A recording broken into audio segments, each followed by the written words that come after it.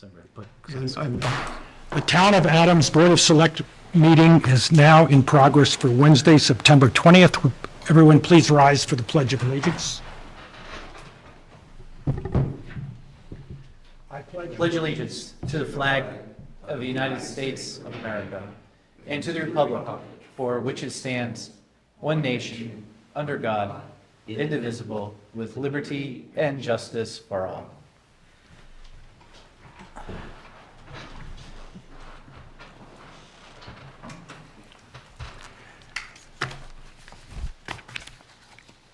Okay. Going to move on to the approval of minutes, but Chairperson Christine Waite will be entering momentarily, and we will respectfully wait for her arrival any second.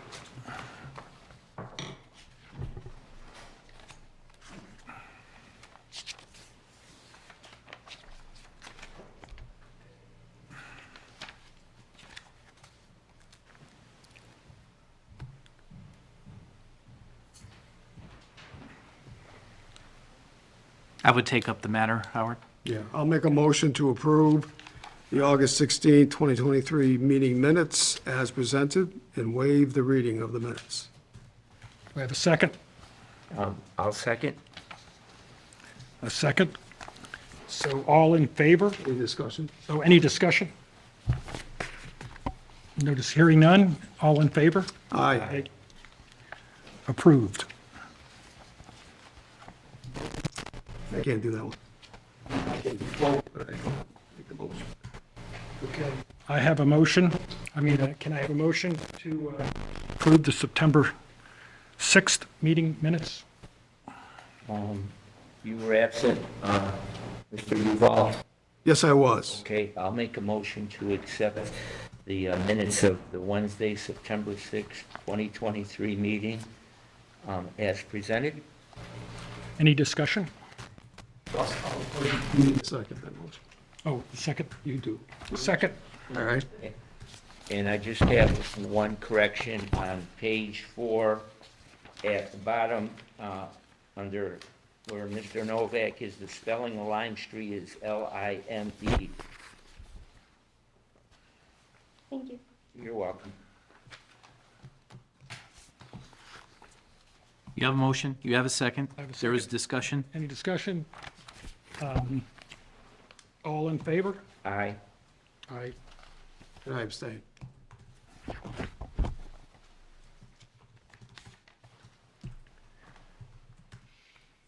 Okay. Is there anybody from the public who has a comment of a topic that is not on the agenda? Hearing none, we'll move ahead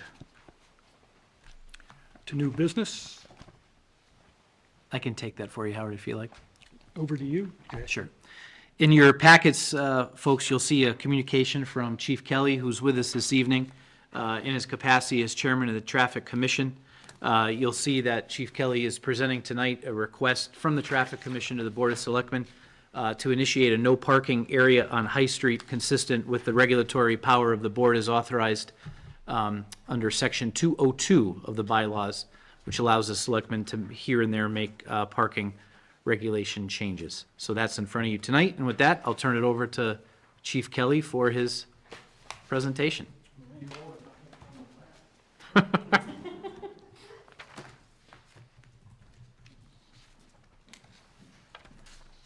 Thank you, Mr. Green.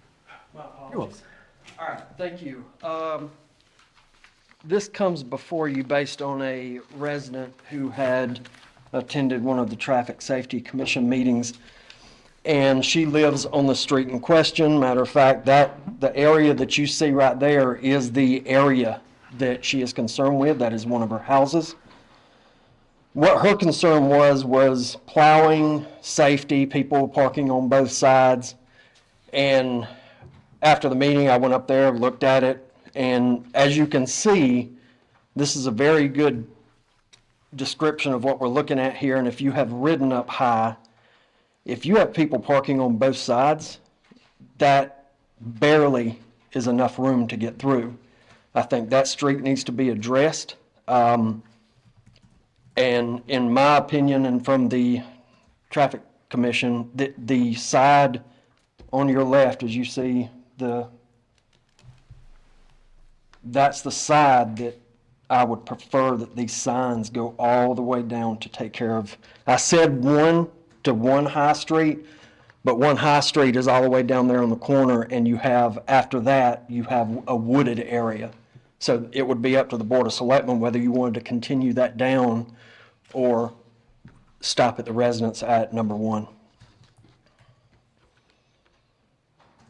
With 2 cars also, I'm sorry, I failed to mention, that's also an issue for DPW. That makes the street a lot smaller when they bring the plows through. So that is another issue. But there's no on-street parking, though, in a snow emergency during a snowstorm. So, Correct. Some of these houses, though, have nowhere to park. okay, So I know we like to say that there's not, but some of these houses have no driveways. and they do park in the street. I would assume so. I'd just like to Is it- prevent that to begin with. Just as a point of clarification, only no overnight total ban during during the winter season. Okay, Unless it's snowing during the day and DPW requests an emergency. Otherwise, during the normal business hours, you can park on the street. It's just there's no overnight parking during the winter months. Thank you. We tried it the other way once and didn't go well, so it's just overnight.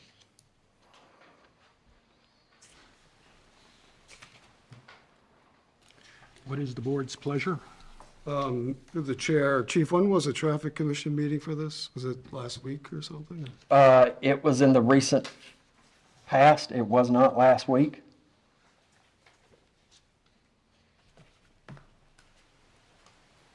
Okay. Another point of order through the, oh, I'm sorry, no, we have a new chair. Through the chair. Howard will chair this item. Yeah, it is.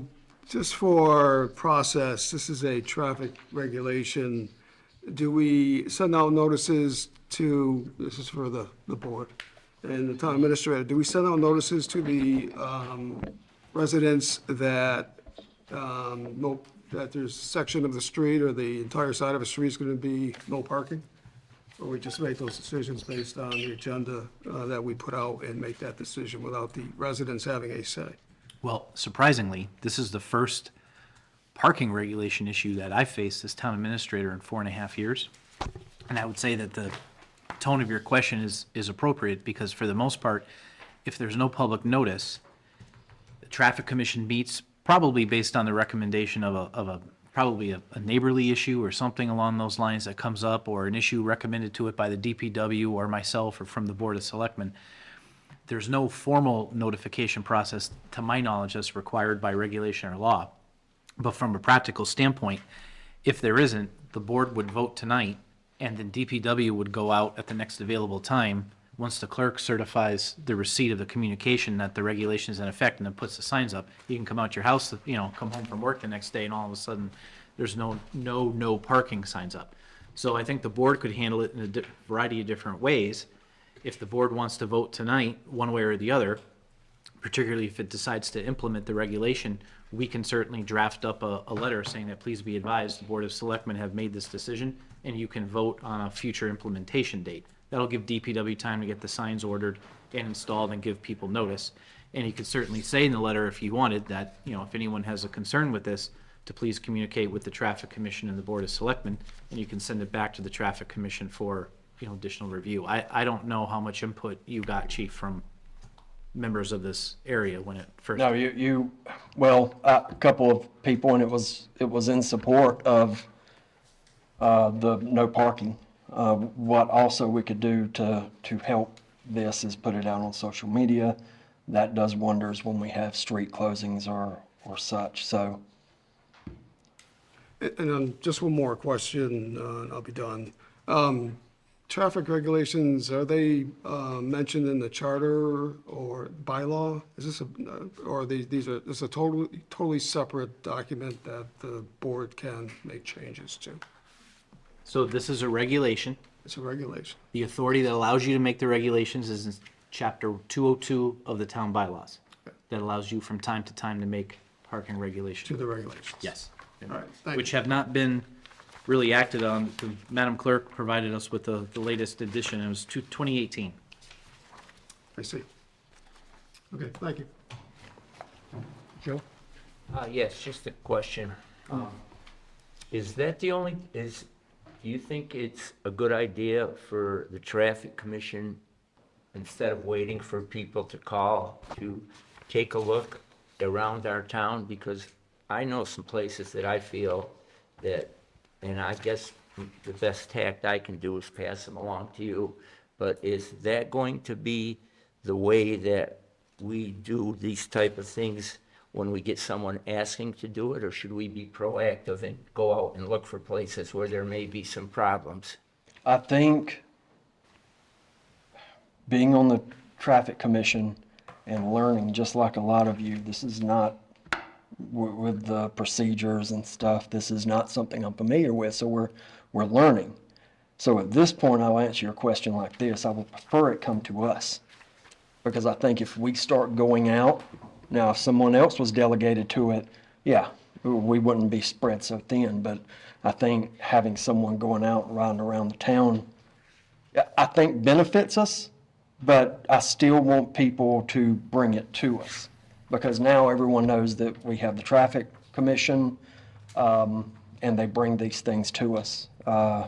We also do parking ticket appeals, but of course, I would welcome if someone had the ability to do that, and I think that's the big question, is someone to have the time to be able to do that. Problem with something like that, in my opinion, and I'm thinking of one particular place, that they're parking at an area that is hard enough to get by, so they're not gonna go and say, hey, I think we should, change it, because they're using it as a sidewalk, as a parking area. That's a problem. Yeah. So, the traffic commission and me as the chairman is open to suggestions. Yeah. So I am not closing the door on that. So let's all learn together. Yeah. I think it's something that we've had an education on, right? Yeah. Yeah. Question, you'd mentioned that the neighbors are aware of what's happening. Yeah, this was brought to us by two separate residents. Okay, but there's more residents than that are going to be affected by this, I take it. Yes, this is the biggest problem, because if you come in the direction that you're looking at here, Yeah. you're going up a hill, and then if you have two people, if you have both sides, that's a huge issue, and if it hasn't already, it could absolutely cause a wreck. But yeah, as you go down the hill, that's why I asked for that whole side, because this will be, or it should affect that whole side. And you had mentioned a social media announcement. Yes. Yeah, I would like to think that people should be aware of it before we come down and just, close off that whole side of the street. I'm in complete agreement. Okay. And like I said, our social media is, a lot of people follow it, so we'll get the word out. Okay. Christine? So, I was just looking through the regulations because I wanted to see the year. But Thompson Street, which is the street that I live on, in 2014, I brought forward a petition to the Traffic Commission. And although it's not, it's not in our bylaws that this needs to happen, and it's not anything that we legally have to do, it was recommended to me at the time by the Traffic Commission to have my entire neighborhood sign for the no parking signs. So I actually, as a resident, so before I was on the board, went knocking on everybody's door in my neighborhood and got them to sign a petition of no parking. Then it made a stronger case for the Traffic Commission, because then the commission knew that the entire neighborhood was aware and that they were in favor of this. So it was a recommendation. Again, it's not necessarily anything that has to be legal, but the commission could actually say to a resident who's coming forward with a suggestion of additional no parking signage that it might be good for them to go and talk to their neighbors about all signing on to a petition. So just throw that out there to use in your toolkit kit Again, when you need to, I but am okay to discuss that. I wouldn't even call it a rebuttal. What I would say to that is, now you have a traffic commission who has 2 police officers, including the chief, and a DPW director, supervisor. So just like with High Street, me and Tim both went to this area. So when you have 2 people who can judge whether we think that's safe or not, that should, I would hope, be strong. yeah, Now, I think it depends on how big your street is. Again, that would be yeah, an undertaking, but not bad. no. It just helps Because then you're build support. yeah, it's covered. And then it's just, they're all aware that it's happening, they can come to Yes. the meeting, they can voice their concerns. In my opinion, it was the neighborly thing to do. And not to for get us, too it much into was- the weeds on this, but if something is brought before us, instead of getting the petition, we could just send out flyers to Yep. and tell them when our next meeting is. So then they would be able to voice it. Correct. Yeah. Any more discussion? What is the board's pleasure? I would recommend that we send this back to the Traffic Commission at their next meeting, following tomorrow's meeting, which is already Correct. happening, and that the neighbors that are impacted be contacted, that the Traffic Commission will be bringing the issue up at this date and time, and then be brought back to us, so nobody's blindsided that one day they wake up and they have no parking in front of their house and they've always had it. We don't want to do that. We will- Communication is Yeah. the key. Like you said, we'll have to do that at the next one. There's Yeah, no- the following no way one, yeah, that just we can- revisit this, because it's been a while, so I Okay. think since we talked about this. And then come back with the neighbors that have been identified, so they can come to this meeting, your meeting especially, to have a good discussion. And then they're free to come to our meeting too for the final decision, if they'd like to speak up. I would make that, form that a motion. I would like to second, and I really think that's a reasonable motion, and that's the way that I feel it should also go. The neighbors should be informed and let them have their say. They may have a different outlook, so I definitely second that emotion. The motion, I'll call it. Any discussion? Hearing none, all in favor, say aye. Aye. And the motion passes. I formally turn the meeting over to the chairperson, Christine. Thank Wait. you. Thank you. I apologize for my tardiness, as I was at a meeting that ran over. But that brings us to new business, item B.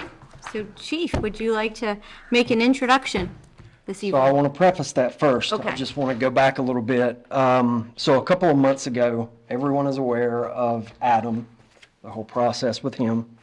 Kurt did his training. What some of you, I think it was included in the email, but just to reemphasize, during that training, not only did Kurt get Adam certified, but Kurt also was certified as a trainer. So now he can train canines for work. So we discussed, what do we want to do? Because some of you may know, let everybody get right up there. Some of you may know, the Berkshires has a canine unit, but not every jurisdiction has a canine. So we discussed what we wanted to do with Adam, and we have seen more and more weapons being found, stuff like that. I will make this quick because he is. So It's excited. Adam was scented to locate guns. So that is going to be a huge help. He is the only one that is certified in finding firearms. So that's going to be a huge help to Berkshire. So then we started talking, there's got to be something out there that does kind of the same thing that we got Adam through, and we found it's called the Throwaway Dog Program. It's kind of, but anyway, long story short, these two, I put it out. Mike Strizzi was interested in being a canine handler. These two went to Tennessee, met Bear, and was like, he's good. So the dog came to us at no charge. He has got his initial training, and we are going to certify him on narcotics location. But here he is, Mike Strizzi and Bear. Welcome, Bear. In full disclosure, I probably could have made it here just in time for the meeting, but got distracted when I saw Officer Bear and Officer Strizzi and Sergeant Crane in the hallway. So I had to say hello. But we're happy to have Officer Bear. And I want Sergeant Crane to come up. One, if you have any questions for him about the program or the training. But I just got to say, like I do with my other officers when I stand up here, what he has done for this program is just, it's unbelievable. And to pull Mike in, because just like a lot of other things, not everybody wants to be a canine handler. It's got to be in here. So I am super proud of these two, and I'm super proud of Sergeant Crane for the effort that he's put in. So if you guys got anything, I'm going to let. Love to hear from Sergeant Crane if he wants to talk a little bit about the training and. So as the chief said, Bear came to us through Throwaway Dog Project. They're a nonprofit. They basically rescue dogs from basically rescues that are going to be basically putting the dogs down, and they test them to see if they have what it takes, the drive to be a police dog and the mindset to be a police dog. So they had Bear for about a year, I think, and something didn't pan out with the police department they originally donated to, and we fit the requirements, and they willingly donated them to us, other than the 16-hour drive to go get them, which was tough. But we're going to do all the initial training. He'll certify under the National Police Work Dog Association, just like all our other dogs. Biggest thing is from what I've found in my 10 years of experience with the canine program, is the Adams people are dog people, and he is not only going to help us at work, but he's also going to help us at community events. We gear the dogs, just like Kumar and the way Adams starting out, to be at all the community events. People can see them, love up on them, but yet they can still do their job. And we're hoping that Bear's going to be the same way, which at this point I think he is. As Chief said, my dog's going to be a gun dog, so he will do everything, find people, track missing people, find guns. So the idea to get the second dog was we really needed a narcotics dog, especially in northern Berkshire. So that was the idea, to get Bear and have the narcotics dog, and also to keep a great officer like Mike here within the town too, because, yeah. So I'll add to this one quick thing, and then we'll go. On top of getting Bear himself with minimal charge, people who knew Mike and Kurt's got tell them about the donations, the pad and the fence. Yeah, so he's got like a big kennel with a shed outside at my house, and I got a bunch of stuff donated by like local businesses. John's Block in Pittsfield donated like all the pavers. Cummings Excavation donated all the sand and the gravel that I needed to like level out the area and all that stuff. So it's awesome. I found when it comes to the dogs, everybody's willing to donate. Yeah. We want to keep it that way. Kumar, for his entire career, he put his life on the line just like we do for the town, and it costs the taxpayers $0. Adams at the same rate right now with Hometown Market and things that they're doing for us. And Throwaway Dog, same thing. They're willing to help us with anything we need. So. And all it took was just a little scratching of the surface to find this guy. So. And they're twins. It was a coincidence. We didn't pick them to Yeah. look like Adam, but. So how does it work when he finds a gun? Is it like at a traffic stop? So Adam will be able to locate guns based on gunpowder. So Bear will be able to locate a gun if it's outside, just based off of a human odor that's left on that gun. But if it was inside a car or in a house, he wouldn't be able to locate it because there's human odor all over in that house. Whereas the gun dog gives us now the option to search a vehicle for the illegal gun as well as a house. And we're finding on a lot of the search warrants that they're doing now, they know where the drugs are before they even go into that house. It's the guns that they don't know where they are. They really hide those, and my last quite a few call outs with Kumar were looking for guns in a house, and I've had to say, I really can't help you because he won't alert to them unless it's outside. So it's gonna be a huge benefit, not to just the town, but he's gonna be the only dog at this point in probably the Western Mass area that's gonna find guns. So they locate the gunpowder odor, basically. Thank you. Yep. That's great.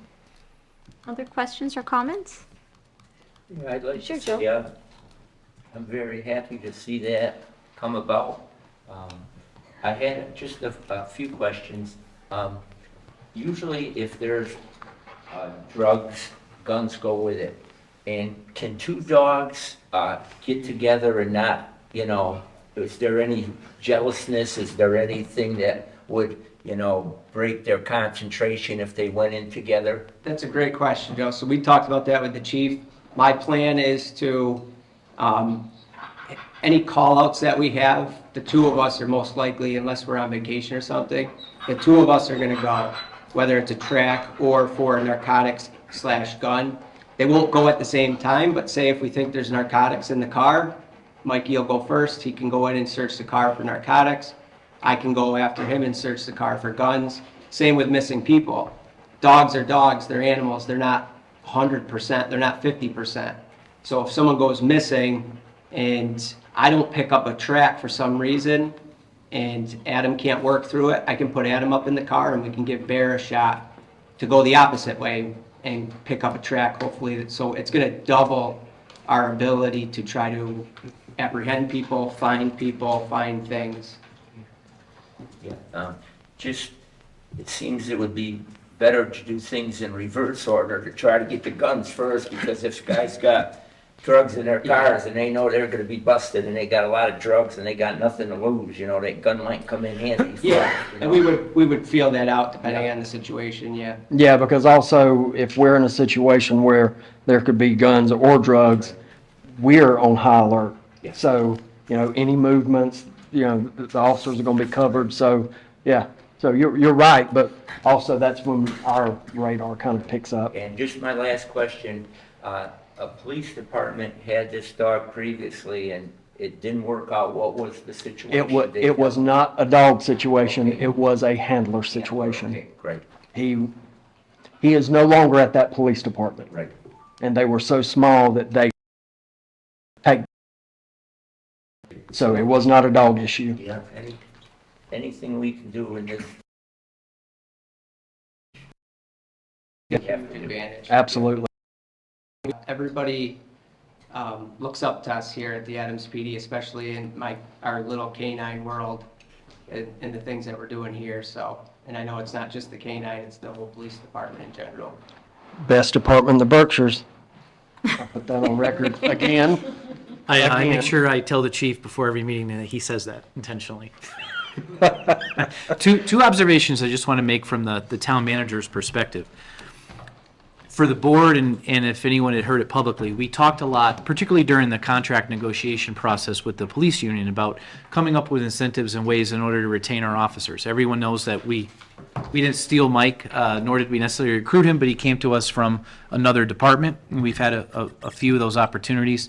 And we have a really good department right now, and I want to say we're probably the only fully staffed department in the Yes. county right now. Yep. Having the opportunity to have a second canine donated to the town with all of the pertinent costs taken care of by donations allows us to have these opportunities for officer retention, officer development, and of course, at the end of the day, providing effective, cost-effective services to the public. So that's why we're so grateful for this opportunity. We're grateful for Mike for stepping up to want to take on that responsibility. As Kurt will tell you, being a canine officer is not necessarily a easy task. He has to worry about himself and his dog. My last comment before Bear decides to do his thing with all of us, thanks, Mike, is, for example, we need a second vehicle. That's probably one of the larger costs that I would say. But the timing was just right because town meeting approved the purchase of a new vehicle, number 42. Rather than retiring the cruiser or downgrading it, old 42, which is a Ford Explorer, is still in great shape. because we have a good maintenance program. The officers take care of the vehicles, the maintenance garage maintains them well. That was simply reconverted for canine use. And our own forces did as much work as we could, and then the car was sent out for some of the more specialized work. Webster, through my connections, donated the kennel for the cruiser and all the equipment. So the cage in the car for the dog was donated also. And the dog, if we were to go out today and try to buy a dog like that, that would be $10,000. So it was basically a $10,000 gift to us. Let me say this before I leave, and I'm sorry, it's not something that me and him look for, but since I've been here, with everything that we have done with this police department, your town administrator has been there the entire time, every step of the way, having his experience that he has, not only as an attorney, but as a reserve officer. And it has been a pleasure to work with him, because that is part of the reason why we have had some of the things that we've had at this police department. And you can ask my officers and they'll tell you the same thing. So, Town Administrator Green, I appreciate you. Thank you, Chief. All right, anything else? Anything else for the chief? What's that? Okay. All right. Thank you very so much. If you want to see the dogs, don't hesitate to ask. Thank you. Thanks, Sergeant Crane. Okay.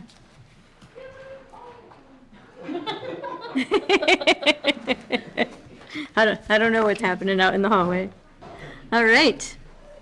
Bernie, my apologies that you need to follow Officer Bear, but we are happy to have you here this evening to talk a little bit about the General Government Review Committee, their work, as way of background. I think that we started a conversation in January of 2020, and then the world shut down. But we did go to town meeting. We secured some funding to go through the process of reviewing our government, reviewing our charter or our special acts, as they may be, and to have the committee come up with some recommendations. So with that introduction, I'm going to turn things over to you.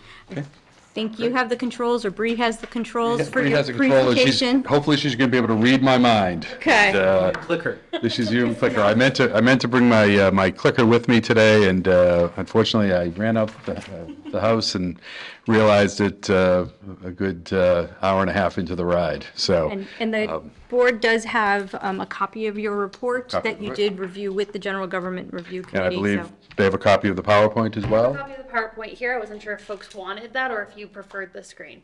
Would anybody like a paper copy of the PowerPoint? Yes, I would. I'm at a pretty difficult angle.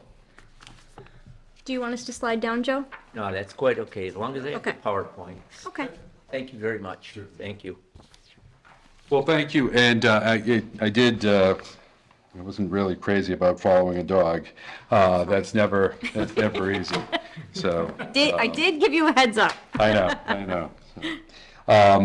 But I'm happy to be here tonight to make this presentation. It has been a long process, going all the way back to January of 2020, where we began to talk about what many communities do is, how are we doing? Let's look at our structure, let's look at our processes, and, are we doing what we need to do to make sure that we're fulfilling all of the responsibilities to our residents and our taxpayers and our staff in terms of how we carry out or execute the mission of local government.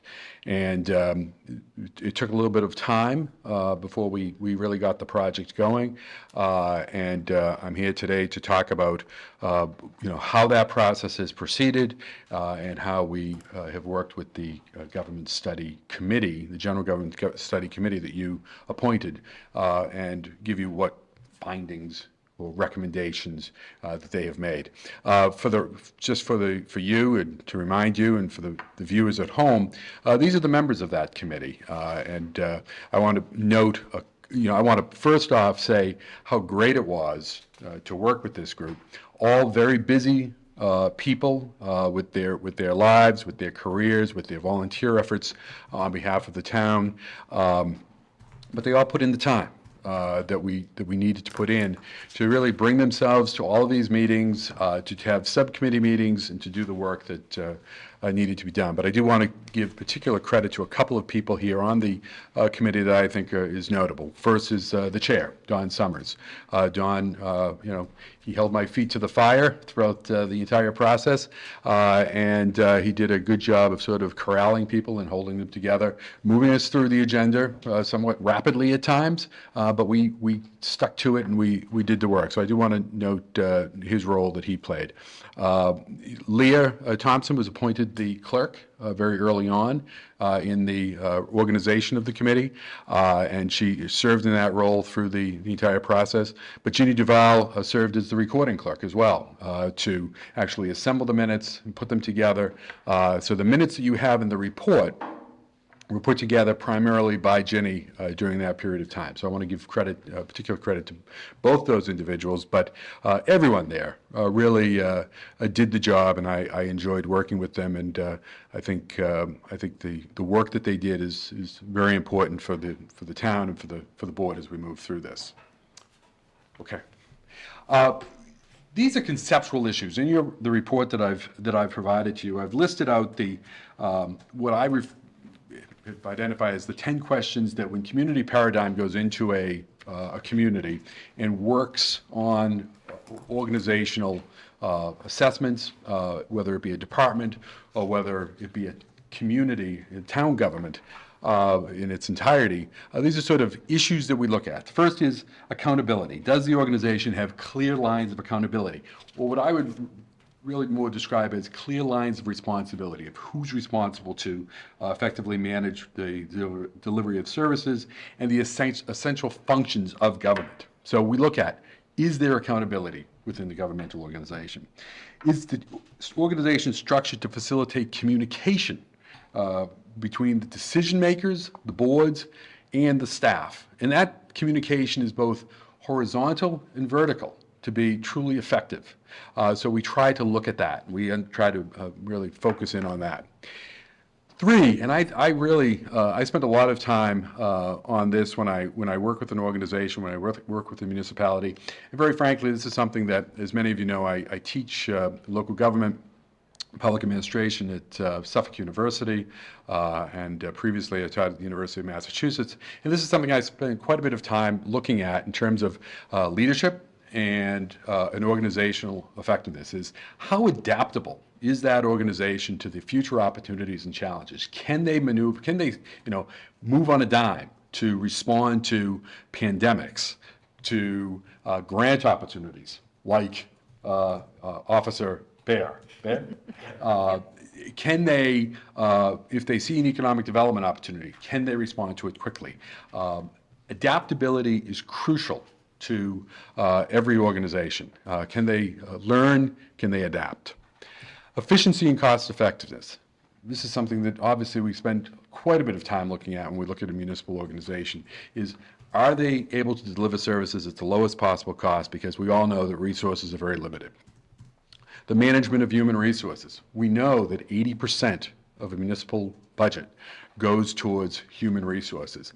Are we developing those people? Are we making sure that they're properly motivated, there's high morale, and that they're delivering services as intended?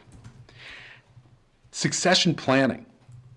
Human resources is essential, but are we confident that within the organization there's adequate succession planning? Some of you may be familiar with the Jim Collins wrote From Good to Great. Great management book. He spends quite a bit of time focusing in on the importance of making sure that the organization can move forward after a leader or a key member of the team moves on. Succession planning has always been important. It's never more important than it is now, given the labor market. We, as you also know, we do quite a bit of recruiting for every level of government. Primarily town administrators and town managers, but we do finance directors, public works directors, assessors, planners, all of these key positions. I was just in Yarmouth last night doing a finance director position. I was thrilled. They had half a dozen applicants. half a dozen for a community of that size. That was one of the more robust pools we've had in some of these. Making sure that we have qualified people to move into positions is crucial. Is the organization set up to make sure that there's adequate succession planning? Leadership of the organizational culture. Every organization has a culture, a set of values, a set of beliefs, a set of ideas that drive where they're going. Is there leadership? Is there a sense of organizational culture? Are there people in place that can make sure that that culture is being fostered throughout the organization and leadership is based upon those values? Understanding of structure and processes by stakeholders. Again, this is increasingly challenging. Many people, it sort of underscores why we're having trouble, in many cases, getting people to move into municipal government as careers. But is that many stakeholders, the residents, haven't necessarily received the full education, if you will, don't necessarily have the full understanding of how these organizations, municipal organizations, structured and work. There was a time when all towns understood that town meeting was an event and a body that actually passes the laws of the municipality. Now, when you go off to meet with community members, not in Adams necessarily, or just in Adams, everywhere, when you say, we have to take something up at town meeting, they say, well, I saw the Selectmen meeting last night. That's a town meeting. No, it isn't. It's not town meeting. People don't understand what key municipal positions do. What does the assessor do? What does the treasurer collector do? What does the public works director do? Not to go on too long before I get to the real meat of this, but I remember years ago, someone in the municipal world was explaining to me how he got into it, that he was an accountant working in Boston. He hated his commute. And a family member says to him, why'd you apply to be the town accountant? He said, I never knew there was such a thing. Why would a town need an accountant? People don't necessarily fully understand how the processes work or how the structure works. What's important for a municipality is to have have clarity as to how they're structured and who does what and how the system works.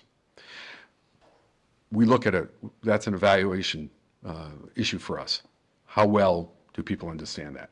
The confidence and trust, again, if people don't necessarily understand it, do they have confidence? Do they have trust in what the decision-making taking place?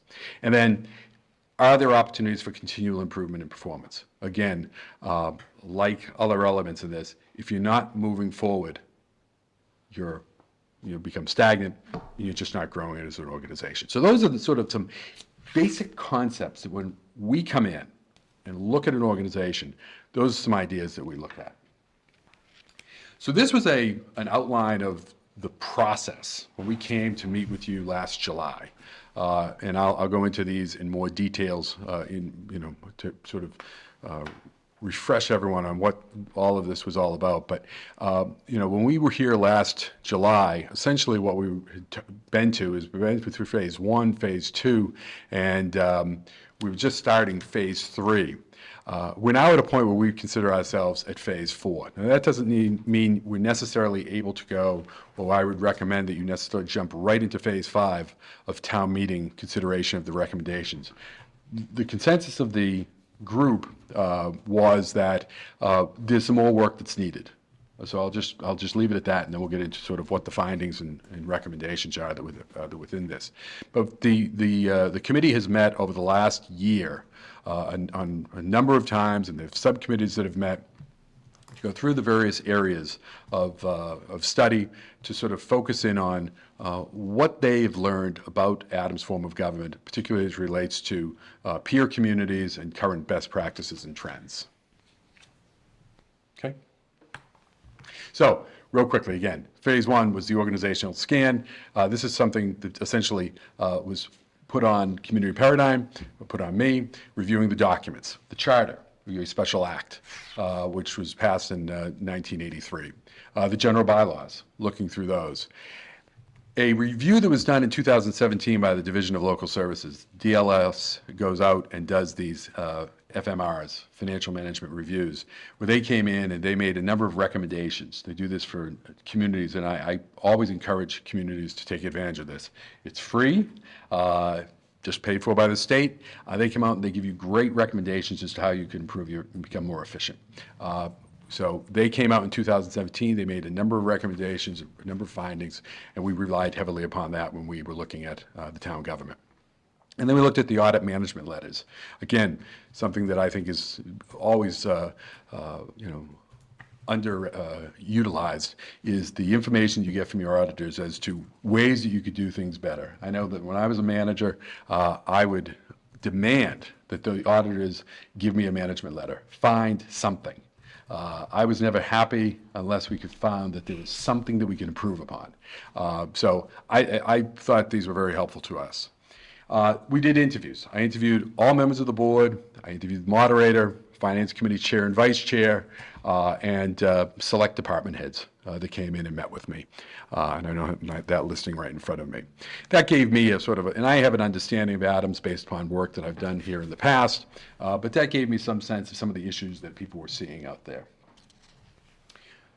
Phase one also included the community, the committee getting together. They organized themselves, they elected the officers that I identified, they reviewed their charge of what they were looking to do, of coming in and studying the form of government, and discussing. Basically, this was brainstorming. What were we looking at, and how could we be better? And looking at what their goals would be, and how they would consider themselves successful. And much of that ended up being a focus on what they felt they needed to look at, what we felt as a body and as a consultant working with them of what the issues were that municipalities were dealing with, and in particular, what the town of Adams was dealing with. So we identified these. I presented a number of potential issues. They came in with their experience. They've been through town meeting. They've been through the budgeting process. They've been through the regulatory process. They know the history. They brought that important knowledge and voice to the process. So we utilized all of that. Reviewed those town documents that I identified, and we reviewed a number of different materials that I brought in at the time to identify areas that municipalities were looking at in terms of, again, trends and best practices. We came to you, we told you about our progress, we told you what we were going to look at in terms of the areas of studies, divided by topics, which I'll go through in a second. We identified the question and probes within that listing that we gave to you of what we were going to look at. We discussed the notion of bringing in comparable communities and looking at those best practices of what's happening statewide, what's happening in municipal government. We identified that we would want to bring in some current office holders and personnel, which we did during the process. We utilized outside speakers and technical assistants. We did bring in people from other communities. We brought in people from the Commonwealth of Massachusetts, the Division of Local Services, to make presentations. And then we looked at just how do you implement? How do you move forward with this? Is it a whole new charter? Is there amendments? Is it bylaw changes? Is it policy changes? All of that was going to be what we were going to focus in on. And then we gave you a planned schedule and timetable, which we identified that we would be back here in the spring of this year. So we're a little bit behind that, but we ended up taking a bit more time than we had anticipated with some of the subcommittee works that needed to take place, and then assembling the report that we wanted to make sure was full and complete, and that gave you the information that you have in front of you now. These are the areas of study. Representative town meeting. Let's look at it, and we'll get to the issues in each one in a second. But we wanted to look at the notion of representative town meeting and whether it was still appropriate for the town of Adams. Other legislative issues, other aspects of the legislative process here in Adams, and whether modifications are needed. The executive functions. If we're looking at the legislative side of things, you have to look at the executive side of things. And we wanted to spend some time looking at that. The boards and commissions and the modes of appointment. So we wanted to that was start talking about what makes sense in the modes of appointment. What should be elected, what should be appointed.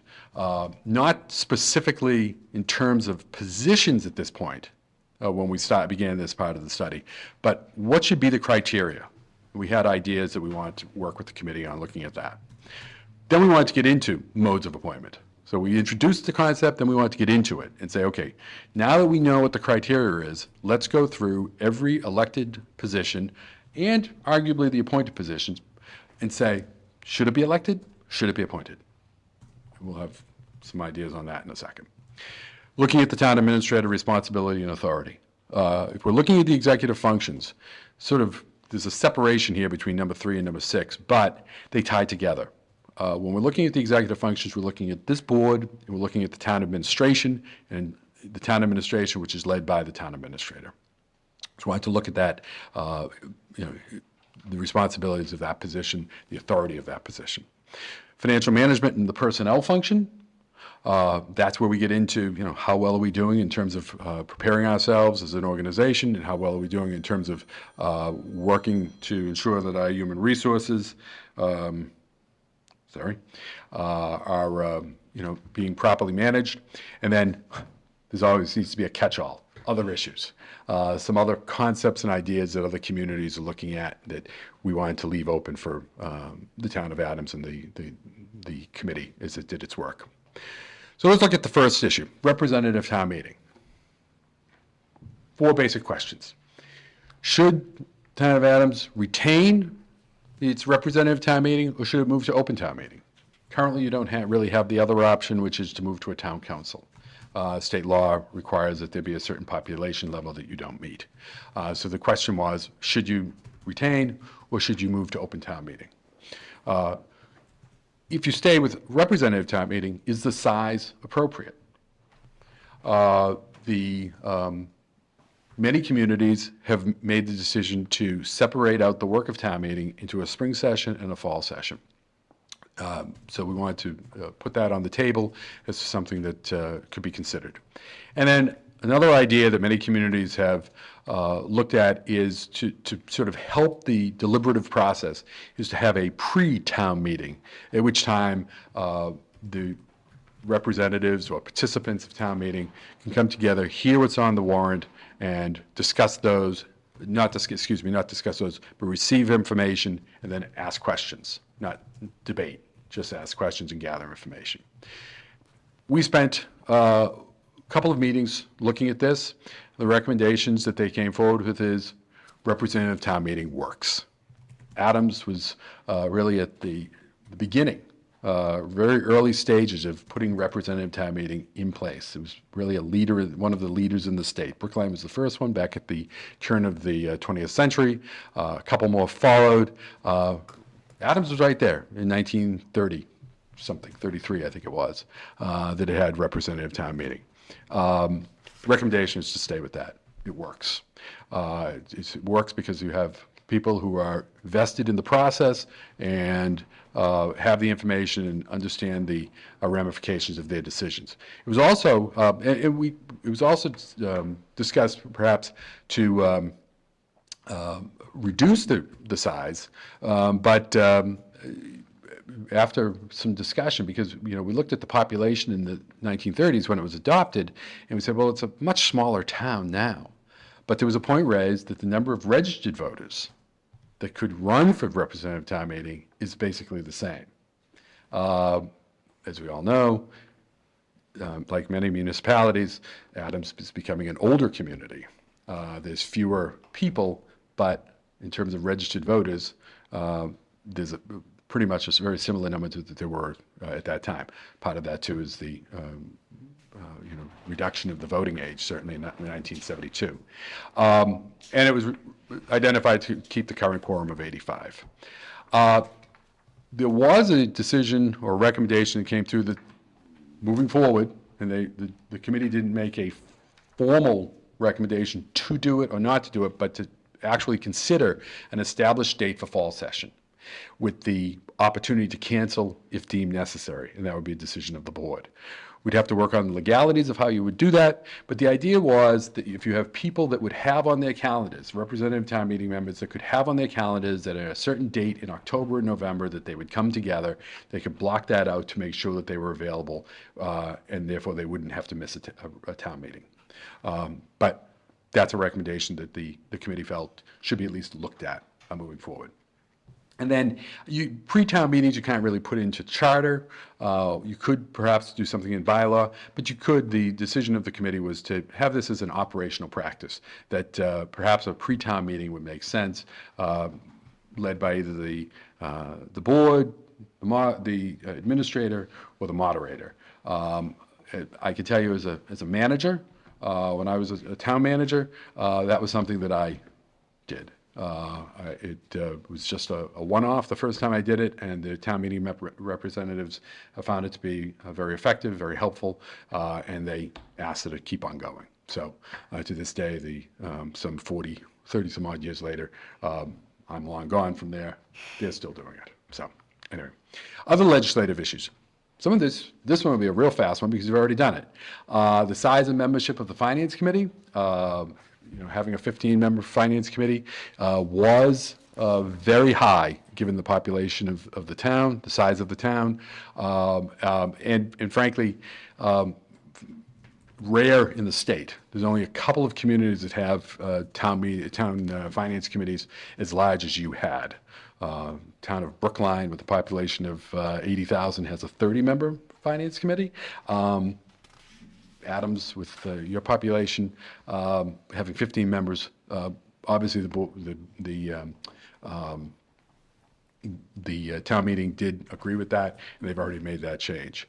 The term of the moderator, there was some sense that most of the state has a 3-year term, but so we wanted to talk about that. We also wanted to look at the voter referendum process that you already have in your charter. The recommendations were, as I said, to reduce the Finance Committee to 9 over a period of 3 years, retain the 1-year term. That was a decision that the committee came up with. Retain the current referendum language in the percentages and numbers that you currently have in place, but increase the appropriation threshold to have a special referendum vote to overturn town meeting, moving it from 20,000 to 100,000. The 20,000 is a very old number, and 20,000 doesn't buy you what it used to buy you. So the idea is to move it up to $100,000, which is more in line with current needs. So referendums have can be somewhat disruptive, similar to recall language that has been talked about, but it was felt that there should be a way for the public to go back to town meeting and say, we disagree, we'd like to reverse what you did. Executive functions. In this case, we looked at a number of different issues. One was, is the Board of Selectmen fully focused on the strategic vision of the town, adequately focused on that, or are they bound too much to ministerial matters? By ministerial matters, day-to-day operational issues that take up time and distract from that big picture focus. And the idea of having the board spend more time on monitoring how you're doing with regards to that vision, how you're doing with reaching certain goals. Does the board have adequate policies that guide the operations of the administrative team? Is there a policy handbook? And I know, John, you and I have had some conversations about this with your experience and some other bodies that you've worked with, where there's a very clear policy handbook that guides a superintendent or a manager on how they go about carrying out the functions of day-to-day operations. Does that exist here? Are there hurdles to efficiency by the of execution by the town administrator? Can the town administrator act in such a way to ensure that efficiency is taking place throughout the entire municipal organization? Likewise, are there hurdles that would limit the town administrator in coordinating all town operations across the board. Can the town administrator ensure that operational adaptability? But again, or again, are there hurdles that may prevent that from occurring? The biggest issues here, and then lastly, let me just do this one, the last one, the hurdles to compliance by the town administrator. Can the town administrator hold all aspects of municipal government in compliance with state law and state regulations? Or is the system of government fragmented in such a way that there are people, departments, personnel that don't report to the board, and this goes more to the very final point here, the board or the town administrator, where that compliance, that adaptability, that coordination, or that efficiency can't be realized. So that leads to the last. Together, is the executive branch able to be fully accountable for municipal operations? We did work in another community where that question was one that was raised, and a member of the board was very succinct in the way he sort of described this. The board is held responsible and accountable, as is the town administrator, for all municipal functions. Accountable and responsible, but they don't have the authority to do it. These are issues that we wanted to understand in talking to you. A number of you participated in this process, in talking to the town administrator, and talking to others. Do you feel that that's happening? Those are the issues, and that's what we studied. Next. The findings were, based upon the feedback that we received, again, from a number of you, as well as the town administrator, as well as the participation by the committee, that there is a need for greater visioning, policymaking, and goal setting by the board. That there's quite a bit of work that's been done by this board to move the town of Adams forward along those goals, the vision that you have. But too often, there was a sense that there was distractions to that, and that perhaps being able to focus more on that long-range view could be improved. Another was that less ministerial responsibility by the selectmen and give greater authority for the town administrator to operate day-to-day operations for greater efficiency, accountability, and timeliness. The special act from 1983. I guess I'll say this now. Because I want to make sure I said this. Your special act is pretty good. It's very good, given that it was written in 1983. Adams was sort of ahead of things, a little bit ahead of things at that time. If there's been a movement over the last 40 plus years, 50 years, to greater professionalization of local government, and Adams was at the beginning of that. However, it's been 40 years. Other communities have done more, and through charters, special acts, policies, practices, communities more and more have moved towards really setting the ministerial responsibilities off to the manager or administrator. Adams could probably use to do that through policy setting that we talked about, and some charter changes, some special act changes that we'll get to as we go through this a little bit more. We also heard that there is a need for clearer lines of authority and coordination relative to key administrative positions of town government, of who actually has authority and how coordination takes place. Clear lines of responsibility for staff via appointment authority and reporting. That in fact, staff should know there should be that chain of command, a very clear chain of command, and that doesn't necessarily take place with some of the fragmentation that you have within your town government, but also some of the appointment authority. And again, we'll hit on that more as we get into some other recommendations. There's a fragmentation of responsibility. That leads to less accountability and less goal realization, and it frankly puts the town at risk if with that fragmentation of responsibility. You're in a very good spot now, but you can't just focus on the now. You have to focus on the what ifs down the road, and so there was some concern that people raised regarding that, and. Administrative and technical responsibilities, along those same lines, administrative and technical responsibilities are potentially jeopardized by the mode of selection. And again, we'll hit upon some of that when we get into some of the other recommendations. I wanted to make sure I stated in that, though, that those were findings that were made, not recommendations, but they tie to the future recommendations. So then we looked at boards and commissions and the modes of selection. The issues were, does the town need all these multi-member bodies? Assessors, conservation, historical, library, zoning appeals, parks, traffic, health, council on aging, housing authority, planning board, cemetery commission, agricultural commission, and redevelopment. It's a valid point that many communities look at. Do we need all of these? Because we're using up our human capital, if you will, our volunteer capital, by having all of these bodies. The quick answer to that is pretty much yes. You need all of these. Many of them are statutory, and others are decisions that were made by the town to establish these for a purpose. Tonight, you already had one in front of you with the Traffic Commission.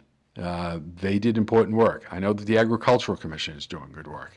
The redevelopment one is one that I will leave sort of hanging out there because there's sort of some fuzziness about what the role of the redevelopment authority is, and kind of doing the necessary research to uncover exactly what their role and responsibility is within town government.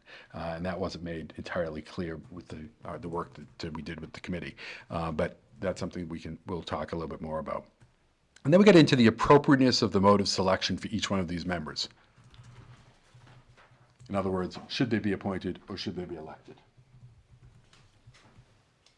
So, the criteria for elected, and what we utilized in doing this is that there's a form that we used that I have to give credit where credit is due. It was actually put together by the University of Massachusetts Collins Center for Public Management, and they sort of laid out, and I know that they sort of took it from some other work that's been done in this area of elected versus appointed, but they did a really nice job of sort of assembling all of this.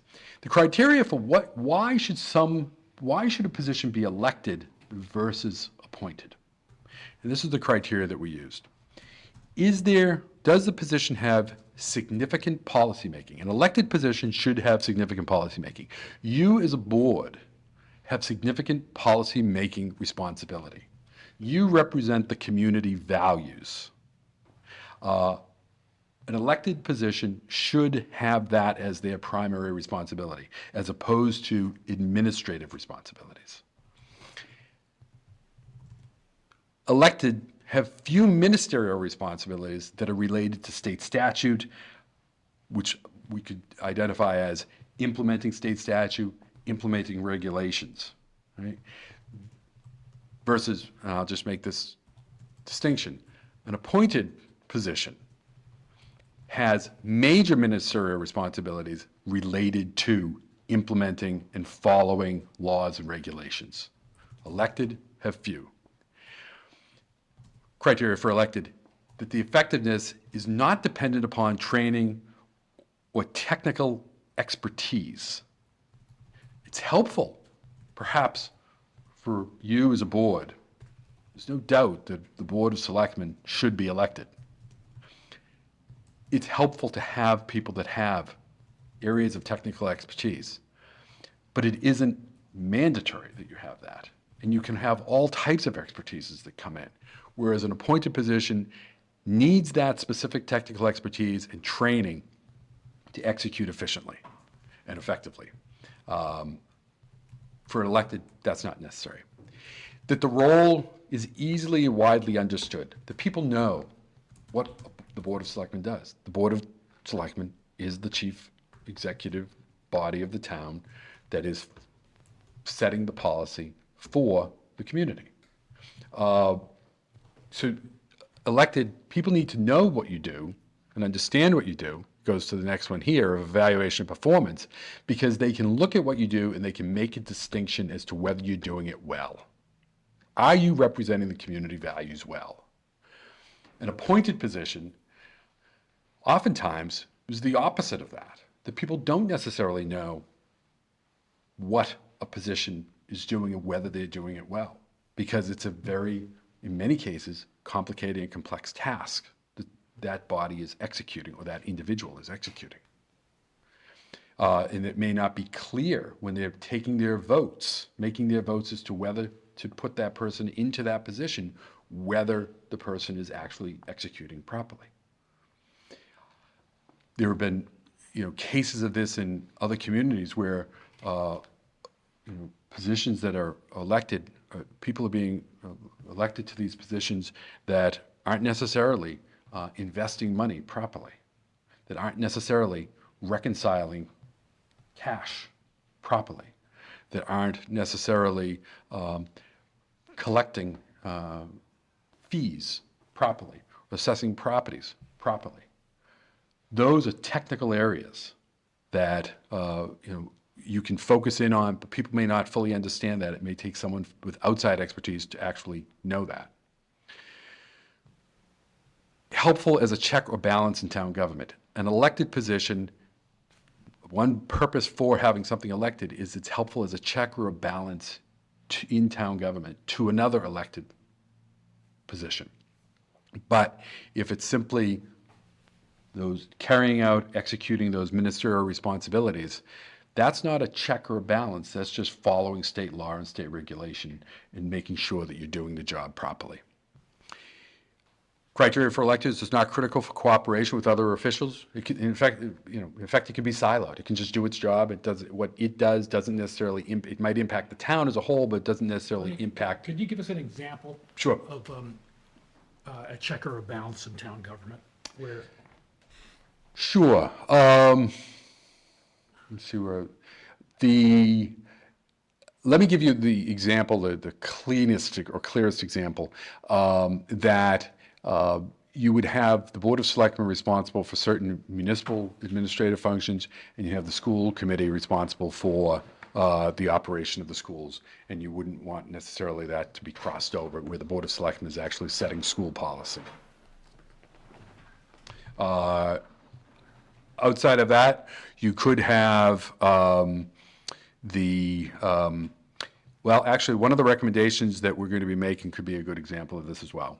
You're going to have, we're going to recommend, a little bit, slide or two into this, we're going to recommend, or it will be recommended, that the administrative assessor, the person responsible for the assessment of properties, be appointed, because it's a highly technical, skilled position that is based upon regulations and statutes regarding how properties are assessed. The recommendation will also be that there be an elected board of assessors, because the elected board of assessors acts as a check on the property assessments that are carried out by the principal assessor, the chief assessor. So that would be another example of that. Thank you. The cooperation with other elected officials, other officials, that they can essentially be siloed. They can do what they do, and they don't necessarily impact the town, but they may not necessarily impact the what other officials are doing with their job. This gets very challenging to figure this one out, and sometimes you don't have to check all of these to say it stays elected. But for instance, again, jumping ahead, the recommendation would be that the planning board remain elected. However, the board of selectmen is largely held responsible for the economic development that happens in this town. Well, that is affected by the actions of the planning board. So there is important to have some cooperation there. But one could make the case, to go back to our prior discussion, that the planning board acts as a check to that. There's a push and a pull that happens there. People want economic development, but people also want to regulate growth. So there's some tension there in how you carry that out, but it also has the effect of impacting that level of cooperation that might be necessary. And then lastly, criteria for elected, this is a high level of competition with highly qualified candidates for positions. Communities in which they don't necessarily have this high level of competition, where the same person runs over and over and over and gets elected, it might be that everyone's happy, but it could also be that people aren't necessarily interested in that position. There may be, maybe necessary to have some of that competition to make sure that there's, going back to the evaluation of performance, that's occurring through the electoral process. So again, this was sort of a set of criteria we looked at. Some of it we saw as more clear than others in looking at these positions, and some we sort of stepped away from and didn't necessarily include in the process that the committee went through. But they tried to use this as sort of a way to get their head around whether to recommend a position be elected or appointed. So, based upon that, the committee made these recommendations. Cemetery Commission is primarily advisory in terms of advising the board in the execution or the administration of the public cemeteries and reviewing the perpetual care funds. That should move to appointed. And we had this discussion with the Cemetery Commission, and they seemed fine with that notion that that's what their role is, and that would be the case. The Parks Commission, that should be moved to appointed. Again, advisory as to what they do. They don't make decisions necessarily regarding the investment in the parks and open spaces of the town, but they can make recommendations. They can help with the process of allowing people to use fields. It was noted during our discussions that someone wanted these to be appointed, but with clear 3-year terms. I'm not quite clear why that was the case. I don't have an answer for you on that, because that's the only one that has that. But you would probably have a similar type of thing with Cemetery Commission. Again, this is for, you're going to have to take some next steps with all of these, but you'd probably have some staggered terms here with probably 3-year terms in general for the members. The Board of Health would be a hybrid of elected and appointed. This is a recommendation. There was a sense that the Board of Health has some policy setting responsibilities. However, it's also highly technical, and it's challenging to get people to run for this office or to stay in this office. So the notion is to have this be a hybrid of elected and appointed. It was pointed out to me earlier that, in effect, to a large extent, the Board of Health has already reached this sort of mix because it does have elected people, but because people have not run or people have pulled off of the Board of Health, it has a number of people that have also been appointed to this position through under the state statute. The Board of Selectmen and members of the Board of Health do this. You would have to kind of consider this as to how you would have those appointed people put in place. But the idea of the committee, General Government Study Committee, was it should be a hybrid of elected and appointed. Library trustees, they're sort of standalone. They do set policies regarding the utilization of the library and make certain decisions regarding the collection, that they should remain elected. The assessors, I've already touched upon this. The principal assessor, this is the standard. I will tell you, across the Commonwealth, the standard is that you have 3-member boards that are elected. I don't have an exact number for you on that, but most are elected. However, the chief assessor, the full-time assessor, is appointed because there is a level of expertise, technical experience that's necessary for this, and you want to make sure that they're executing properly with regards to their coordination of effort with the treasurer, collector, and with the other parts of the finance team. So that's the recommendation that was made there. There's also recommendation of the committee that the town clerk remain elected. So that's in here with the mode of selection. The Housing Authority remain elected, which again is pretty standard. The only places where housing authorities are not elected is in cities. Cities, generally, it's the manager, city manager, or the mayor that appoints the housing authority members. And the redevelopment authority remain in place, remain elected, pending further study of their roles and responsibilities. And the last one that's not on your slide here, but it's referenced in the next slide, is the treasurer collector. The treasurer, it is the recommendation of the General Government Study Committee that the town treasurer be appointed. And that's, back when the charter was written here, the special act was written back in the 1980s. I would say that probably most of the state was probably about 60-40 were elected. Currently, as of 2023, it's 88% of the cities and towns of the Commonwealth have an appointed treasurer collector. There's only 43. I actually think that that's off by a couple, because a couple of communities that I'm aware of just changed within the last few months. So it's probably closer to only 40 of the 351. And most of those are smaller communities under 4,000 population, sort of scattered around the state. There's only, I think I counted up, there's only 5 in Berkshire County that remain elected. Adams, of course, being one. Clarksburg, I believe, is another. I'm trying to remember the ones down to the south, but and then they're sort of scattered throughout other parts of the Commonwealth. That's been a recommendation. That was a recommendation in the Division of Local Services Financial Management Review when they came out here in 2017, and it was a decision of the committee to do that as well. 6, town administrator authority and responsibility. This, you do have, as I said earlier, you do have a charter that's, or special act that's pretty consistent with what's happening elsewhere.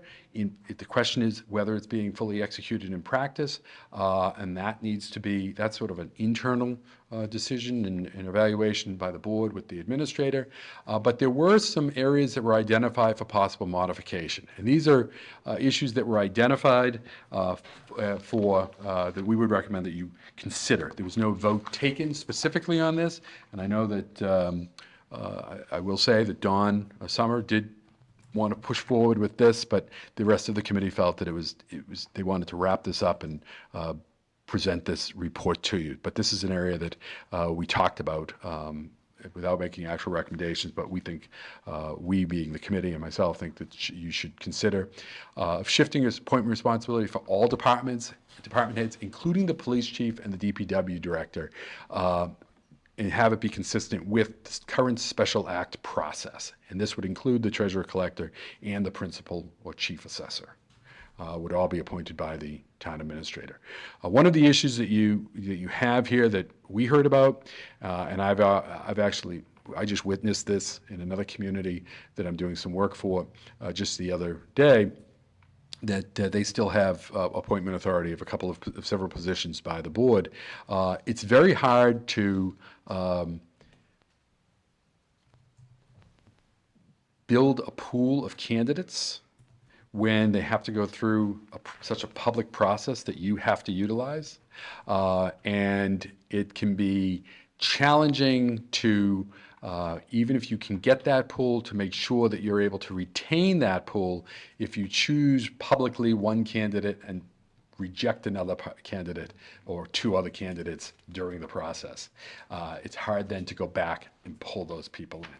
So we've seen a number of searches where communities had this, have this type of language that police chief or DPW director appointed by the board, where searches have fallen apart as a result of that. That becomes very challenging for a community, particularly, again, with the current municipal job market.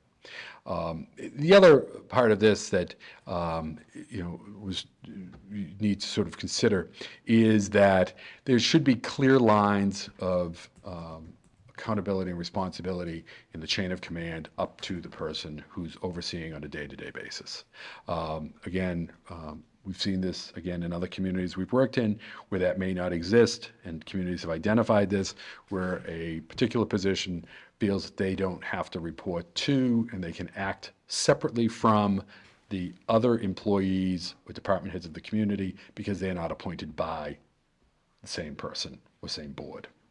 So in this way, it's clear that all administrative staff and department heads are appointed by the administrator, with the idea that the board would have the ability to weigh in to reject an appointment over a period of time. Something to consider, giving all others appointment responsibility below department head to the town administrator. Again, this is something that several other communities we've been working with have identified its problems, and it's been the boards that have identified this as too much time is taken up appointing part-time people and lower level people that really, again, having people come in and have to be approved, go through that very public process can be very challenging. And again, given the market and given that desire to have that clear chain of command, the idea here is to have the town administrator, which is consistent with what is now the considered best practice in the trends across the Commonwealth. Enhance the personnel authority of the town administrator, provide for termination as needed. And you have language in your charter that doesn't make a lot of sense to me, that there has to be a 10-day notice requirement. There are occasions where behavior is so egregious that someone should be terminated immediately. And to have language in the charter that says that there has to be 10-day notice just doesn't make common sense. No business would operate in that way. And to give responsibility for all collective bargaining to the town administrator. Subject to, obviously, the approval of the board. The town administrator should be doing all collective bargaining. Number 7, moving on, financial management personnel. This one is actually pretty quick. The issues are, do your personnel practices, are they adaptable to changing needs? There's, cases being considered daily, legal cases across the Commonwealth. New regulations coming out. Are your personal practices adaptable to those that have to go through a process? That's a question that we asked. So you need to have your personnel practices be set in administrative code as opposed to legislation. Some communities still have bylaws. My understanding is that you have an administrative code, so therefore that's not a problem. When you have in bylaw, then you have to go back to town meeting. After a court case comes out and the new decisions are made regarding labor practices, if you have to go back to town meeting and have a change made so that you're in line with those cases, that can be problematic. Financial policies and forecasting was another area, financial management. Again, identified by the Division of Local Services. What are you doing with regards to financial policies and forecasting? The recommendations are that you don't need to do anything with your personnel systems. They're in good shape. Leave them alone.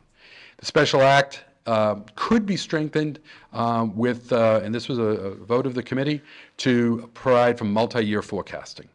Require it. That obviously you can do it. You might already be doing it.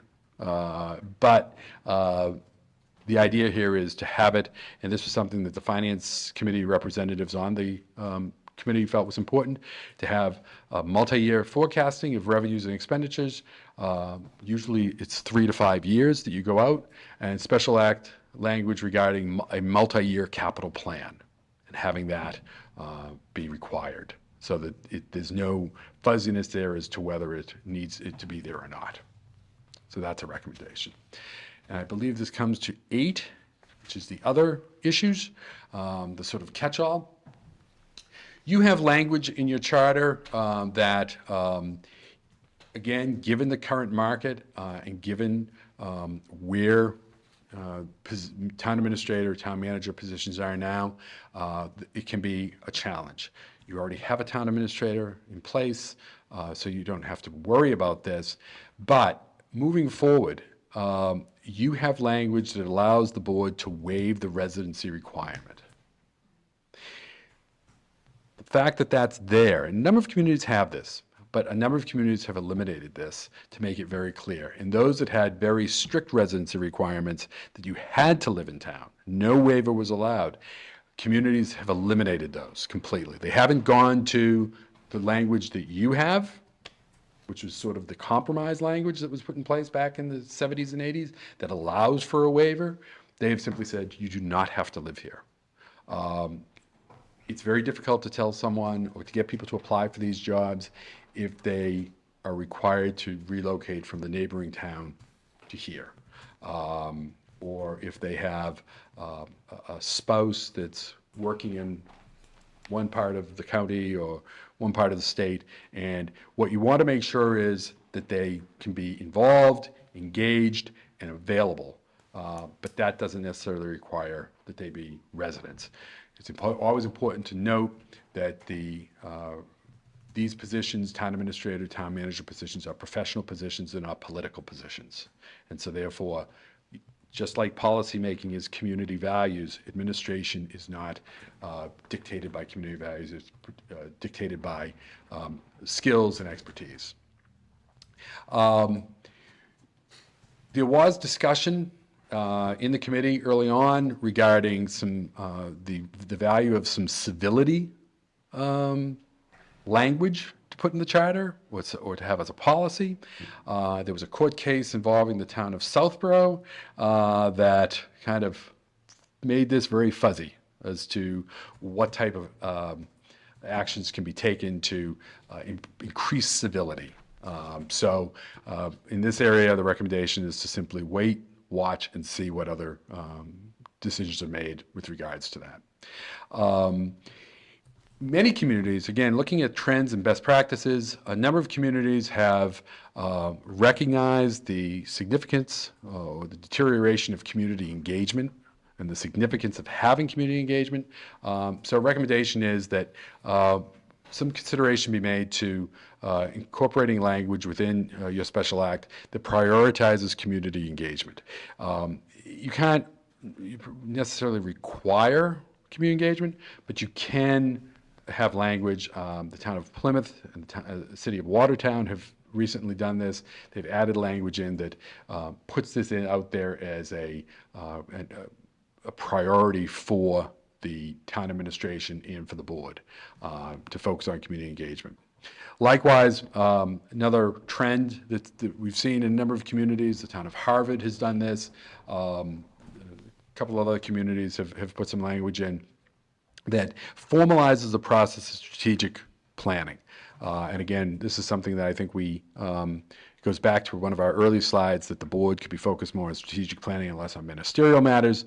Special act language sort of lays out that the board has to go through a strategic planning process on a 3 or 5 year process, period, that they sit down and there's a community engagement that goes with that, and working with the administration, they can set goals and set an implementation plan, or have the administration set an implementation plan. But strategic planning then sets some goals and some vision for the town. And then lastly, the conversion of the special and the local governing documents to be gender neutral. The committee was very clear on this, that they felt that should be done. And there are a number of different ways you can do this, but you can take that up as you consider this moving forward. And I think that leads me to my last slide, which is I'm done. And I'm happy to, again, I want to really stress the work that the committee did, and the participation that all of you have had through this process. I think it's, if someone were to ask me in general about the town of Adams government, I would say that it was ahead of its time back in the early 80s. You have a good document to work from, but there are a number of areas that trends, practices have moved forward, given technology, given societal changes, given issues that we're grappling with now that we weren't grappling with in the 1980s. And I think you can sort of build upon that to implement some of these. And I'm happy to take any questions.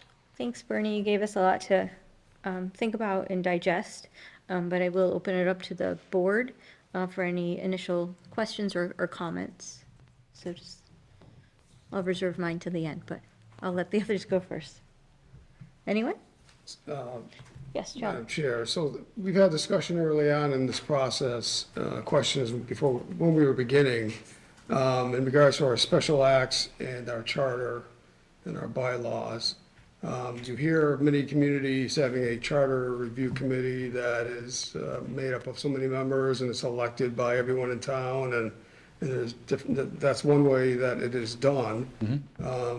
But the way ours is set up, you've indicated in the past, I believe, that the board can make recommendations to town meeting, and town meeting can have the final decision on updating the charter and special acts. If it's, we have the same charter and special acts, but we're just making modifications to that documentation, instead of a clean, throw the current charter and special acts away and create brand new documents. That would, I would think we require a charter review committee, or how does that work? Well, let me give you a quick history lesson, if you will, on that. Pre-1966, the only way that there were the general laws of the Commonwealth that established how a government was organized. And the only way you could sort of get around that was to file special legislation. So a number of communities, the town of Andover, the town of Danvers, come immediately to mind.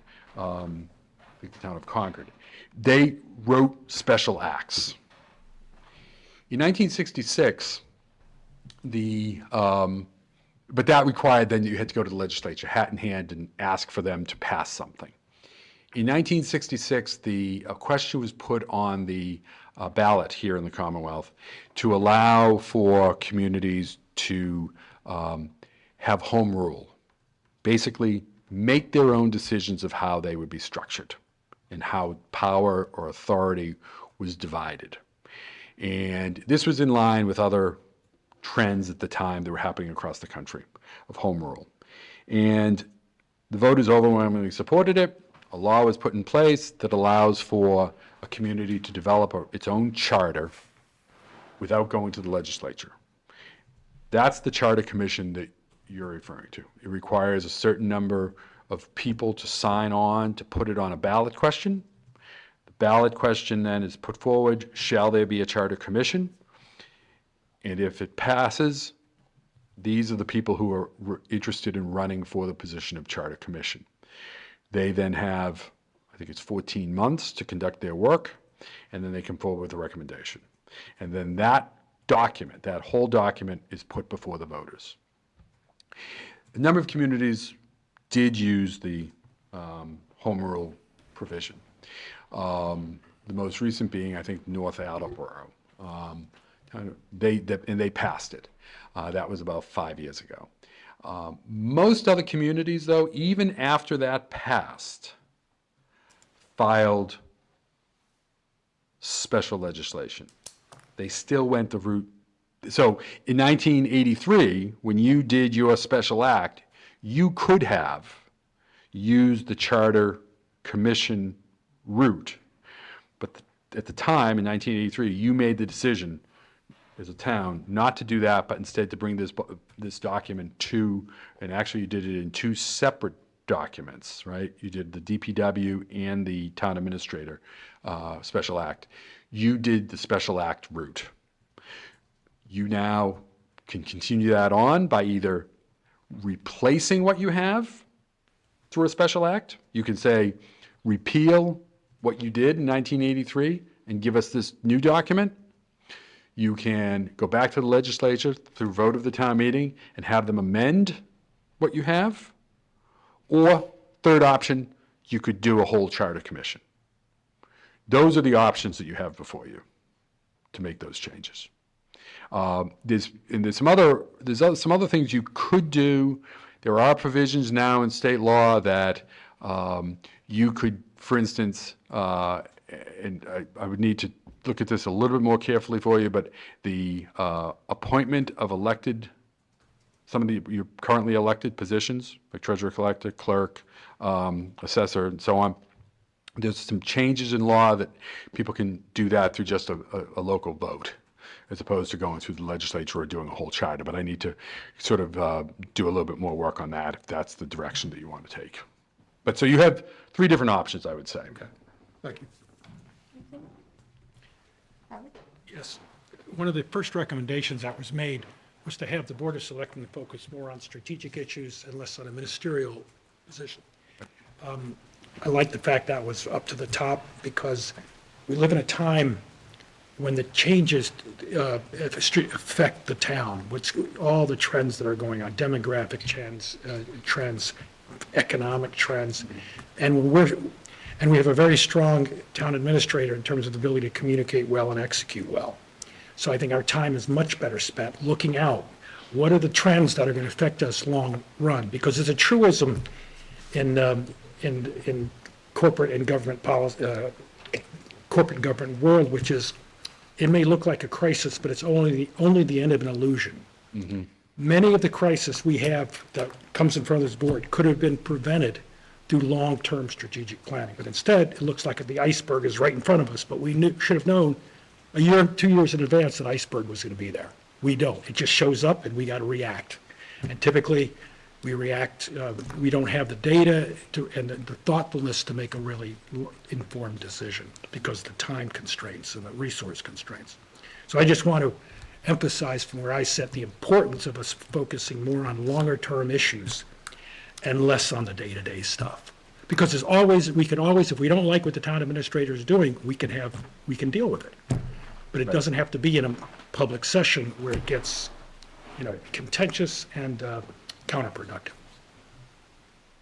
Yeah, it just reminds me of a conversation I had with another town, selectman in another town at one point, that, and I'm not making this as a recommendation, but I thought it was interesting, the observation that he made. They had just put in place a town administrative form of government, and they've actually gone to increase some of the, they've actually done what this comes forwards in this report of sort of growing that a little bit. But at the time, he was talking about they were meeting weekly to go over everything happening in the town before they did this. He said, we have to cut down on the number of meetings we have. We have to get together and set goals and then tell the town administrator to make it happen, the day-to-day stuff. But we need to be thinking big picture, long term. He said, if we're meeting every week the way we've been doing, either we're not doing our job properly or he's not doing his job properly. And I think that it's sort of in line with that notion that the board, and it has nothing really to do with how many times you meet, but it has to do with, are you doing that long-term goal setting, visioning, sort of thinking the big thoughts that are necessary. Thank you.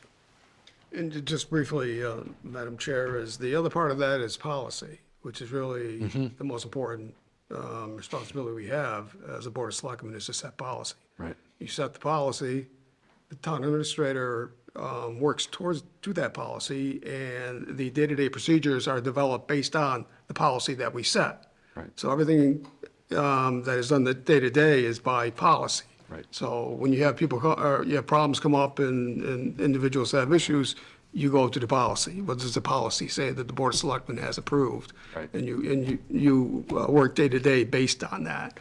So I've had the experience of that with the school board. We had a huge book of policies, and we had the MASC work with us for a long time to go through every policy. Right. And the question I have for you is, question is that to do that, our policy is scattered. We had a policy, it was never finished when I joined the board. And then we had another attempt at it. We did the first chapter, I believe, and that kind of faded after that.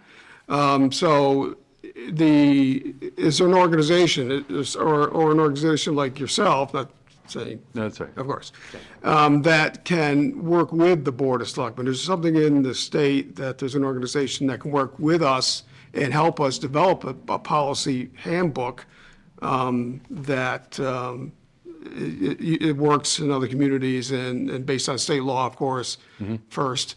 And then we can use that as a baseline and set the policy for the town. Because right now, we just don't have that. Where the town administrator has an issue and he goes to look at the policy, he's probably not going to find what he needs.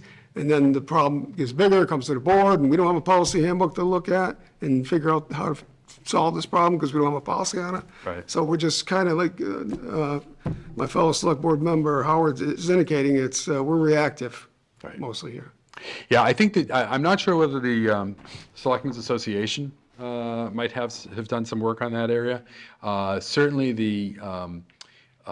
there may be some networking opportunities through the MSA that could help sort of take what other communities have done. The Managers Association, I know, has a very active listserv that policies can be pulled down from that and get that information. But you're right. It's I don't know if I necessarily would call it the boring part of it. It's the hard work part of it, is putting those policies together. But I think you can sort of steal some ideas from other communities that have policies in place, and then sort of adapt them to Adams. Okay, thank you. I'll address the Selectmen's Association handbook. So the Massachusetts Selectmen's Association has put together a policy handbook, which was what was used prior to my arrival here to start putting together a policy handbook for the select board here in Adams. So it was modeling that book. In lieu of having that book finalized, each member of this board was given a hard copy of I think it was the 2010 version of the Massachusetts Selectmen's Handbook. Yep. I think it was given to all of us in 2021 or whenever you were elected, Howard. Everyone got a copy of it. But the Massachusetts Selectmen's Association is launching a brand-new handbook in January of 2024. That's the goal of the MSA, and that they would be putting it online so it's easier to navigate and find a policy or information about how a select board should handle a matter, because I know that the handbook has some information in there specifically like that we've used for dog hearings and so forth, and they'll be updating that, and it'll be easier to search. So that the goal is, at the annual meeting in January, that they would have a workshop to walk select board members through that. So, Good news, thank you. sorry. I knew that one. Sorry, Very Brent. good. Anything else, Howard? Thank you. Joe? Yes, it's another case for me, being on this board, that this is the first time I've seen this. What's that? This August 2023, it was put on my desk. I have no time to even look at this. Did anybody receive this earlier than Yesterday. yesterday? As part of Okay. our meeting So how materials. can I take this and digest everything that's so important to this community in such a short time and make any sense to the people that are listening to me? I just can't do it. Yeah, yeah. If I may, I think that the way that this presentation is intended, sort of this will go with my concluding remarks, is this isn't something that any action is being requested right now. I think these are big issues, big topics. The idea was to present this to you, give you that report, present this to you, and then the board's going to have to evaluate, okay, and put it on a future agenda. What do we do with this?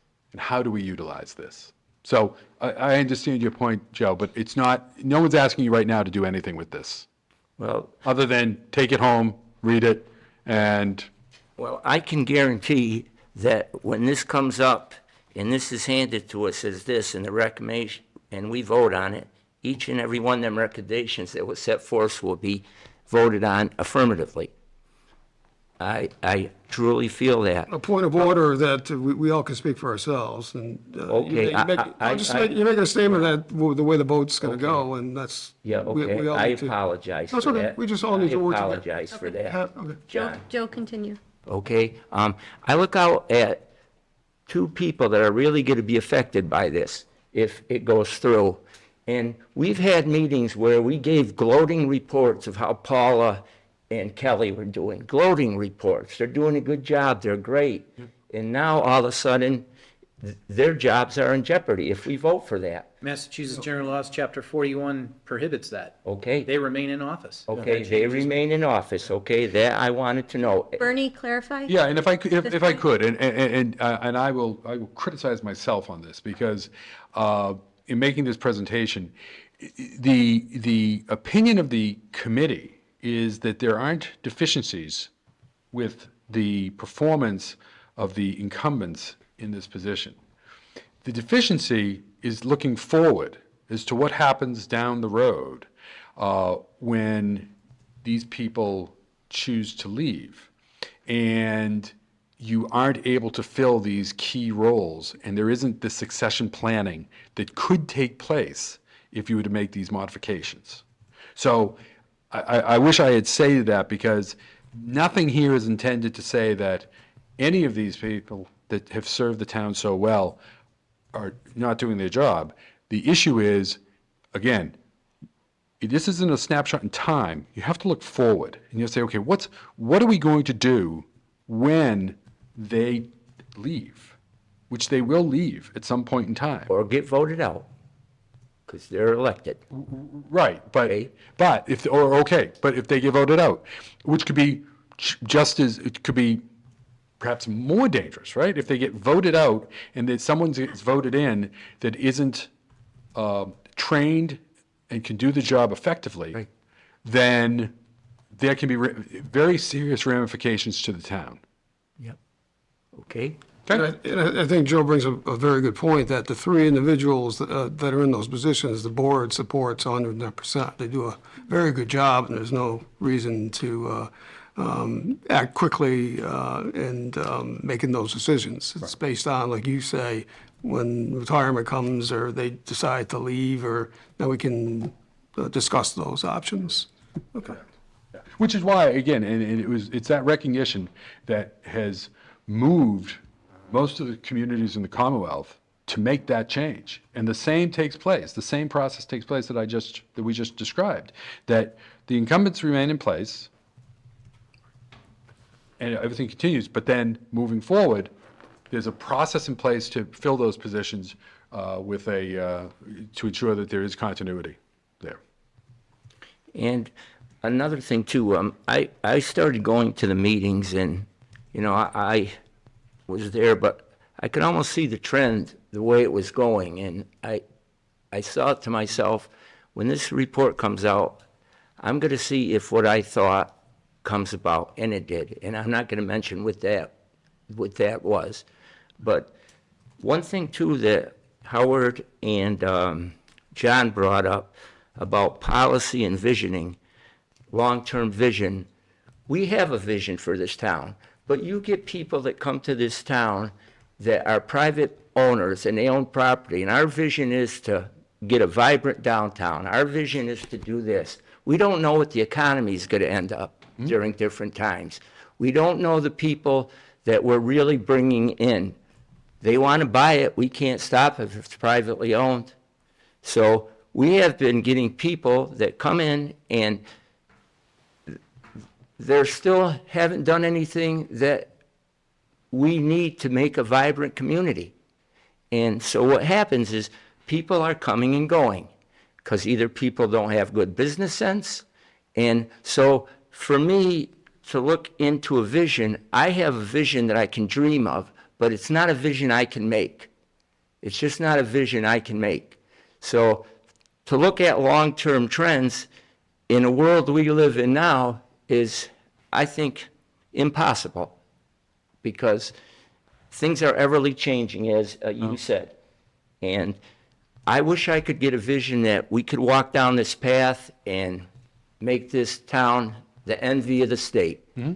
And we may have the potential to do it, but so many specifics in a plan are easy to write on paper, but to carry them out and to bring them to fruition isn't easy. It never is, and it never will be, because you have to have the players that want to come in and be part of a community. some people come into a community and they become members of the community, but they don't really do too much to bring the community to where it needs to be. Yeah. Well, I'm not sure, I hear what you're saying, and I'm not sure exactly how this ties in with the report that I've just presented now, but yeah, I think it sort of reminds me of, I just had this discussion the other day in one of those classes I teach where we were talking about vision. And I think it was Yogi Berra that if you don't know where you're going, Right. you may end up somewhere else. Yeah, right. So if you don't have a vision of what you want the town of Adams to be, it could end up being something that nobody wants. Yeah. So that's what the board should be focusing on, is that vision of where you want Adams to be. Yeah. And then have the administration, which is all of the people involved in the administration of the town government, come forward with ideas to make that vision a reality and implement those. Yeah. And just lastly, because I can't really comment with any validity because, it's just so much to digest and the changes. But when I look at visioning, I think of like, we certainly need visioning when it comes to environmental issues. A lot of the progressive communities like Williamstown and some of the others are, they're starting green type, investments and things. And, that's where kind of my foresight is, but I don't want to ramble on. I want to thank you for, coming to town and putting this together for us. And some things I agree with, some I don't agree with, and some I wholeheartedly don't agree with. Sure. But that's going to be, as John Duval mentioned, that's going to be a vote that each board member will be taking. Yeah. Just thank you, and I'm I'll- sorry I can't be more cohesive with my thoughts and bring All right. them out to you because I don't have the mental capacity to be able to say what I really want to. Okay, I hear you. Okay. Bernie, thank you for being here. I think, like I said, you gave us a lot to think about. You gave us a lot to work on. Your timing about talking about, this board and visioning and policy setting and, looking at the future of this town, the timing is good.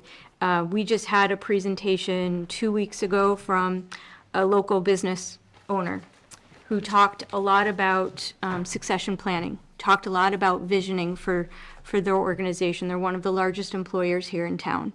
Talked a lot about retention of employees, recruitment of employees, and how difficult it is, especially in this area. So, as you've put together some recommendations, those are, some of the things that are playing through my head. The private sector is also, struggling with recruitment, retention, succession planning. We know as a board that we are going to have a number of retirements coming up in several departments, in the next several years. How are we going to position the town to handle those? How are we going to protect the town in a sense and maintain integrity in all of those offices?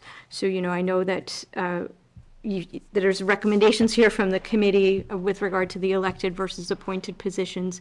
The 3 individuals who their positions have been talked about have worked in their offices, have done it well. They make it look easy. I've told all of them that they make it look easy, that the public thinks that just anybody can come in and operate in those offices, and they can't. Those are highly skilled positions, and I hope that we're able to ensure that they have a voice in who gets to succeed them when the time comes 10, 15 years from now when they decide to retire. Yep, I put you all on notice. That's 10 to 15 years from now that you can retire. What does that look like, and how do we replace the irreplaceable? Right. That's really how we have to look at all of our employees. And so I know those will be tough conversations to have, and we'll put them on future agendas, and we will work through it as a board to continue to work through the vision for this town. But yeah, so nothing that was said here was set in stone. All recommendations and all still need to be vetted, talked through, and researched even more. Correct. So, Okay. but I wanted the three of them to know that you are all supported. We all appreciate you. And none of this was personal. I mean, I didn't take anything personal about the Board of Selectmen, some of the things you said about us, so. So, but thank you. Thank Thanks, you. Bernie. And thank you to the committee. Yes, the Your committee. committee did a Thank great you. job. Thank you Thank for, hey, they hung in there for about 2 years doing this work. So, thank you to all of them for giving of their time and all of their talents. Well, thank you very much. Thank you. Good seeing you all. I'm gonna take a bath. Okay, so we're going to take a quick recess of 3 minutes to just transition to the next topic. So it's at 7:59.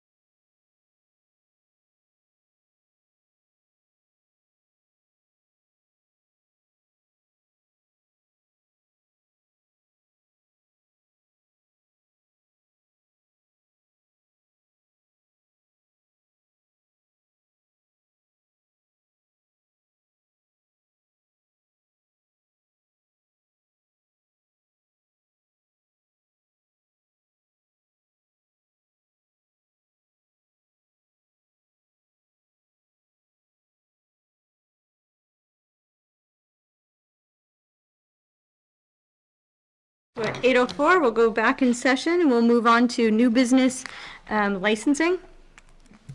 And so the 3 licenses that are on our agenda are all for the same event. It is for the annual Ramble Fest event that is being coordinated and organized by Pro Adams. So in front of us, we'll see a facility use request, a public entertainment license, and a one-day liquor license. The event itself is on Sunday, October 8th, from 12 p.m. to 5 p.m. The first item is to request the use of the Adams Visitor Center for the event.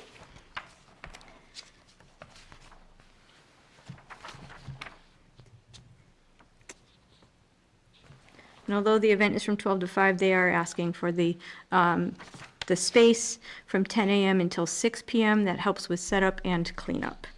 And I do have the certificate of insurance, it's just not attached to that form. It came in separately. Thank you.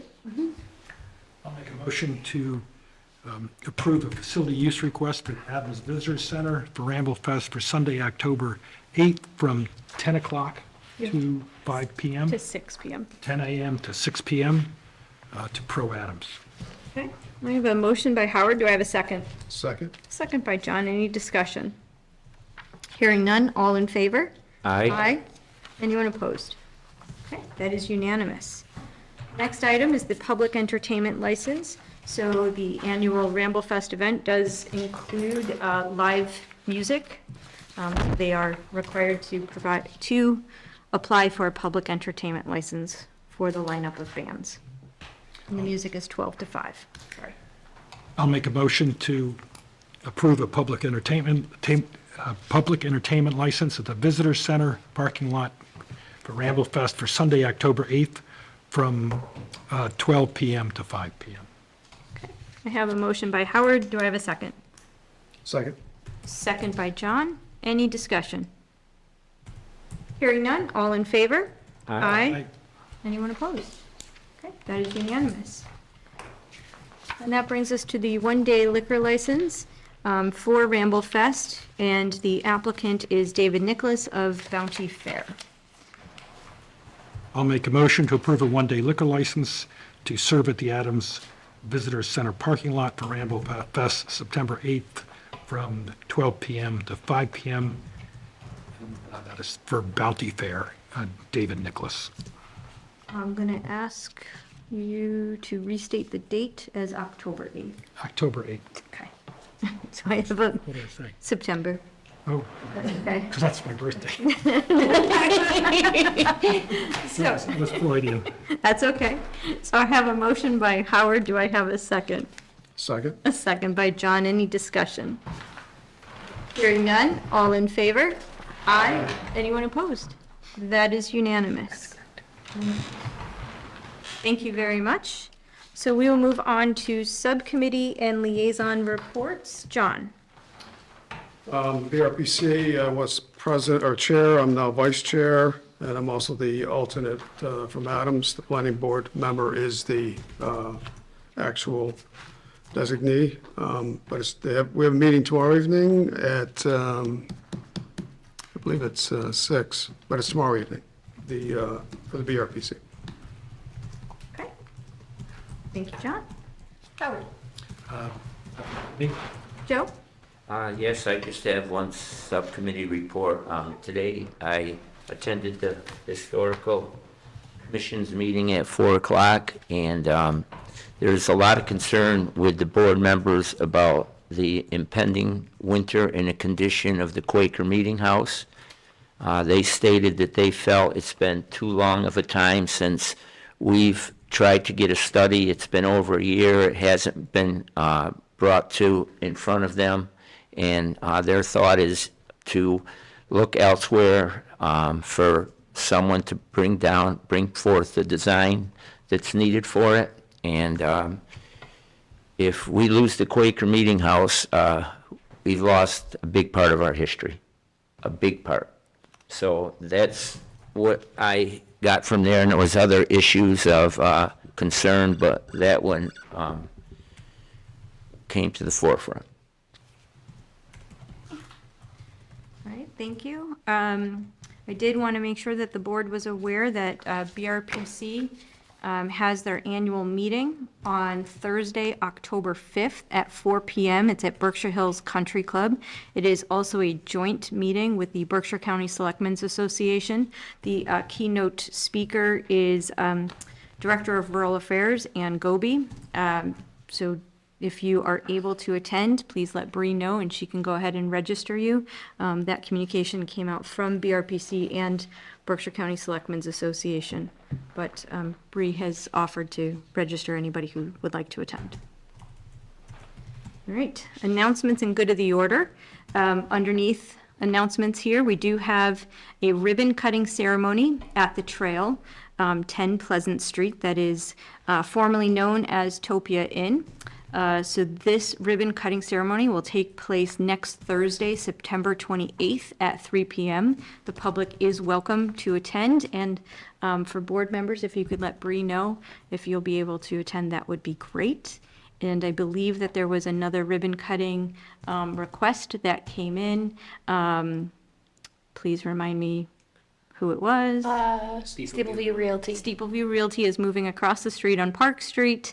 I don't have the address in front of me. 83. 83 Park Street, and that will be Wednesday, October 4th at 4:30 PM. So it'll be before our next regularly scheduled meeting. That just came in today. That's why it didn't hit the agenda in time for that to be printed.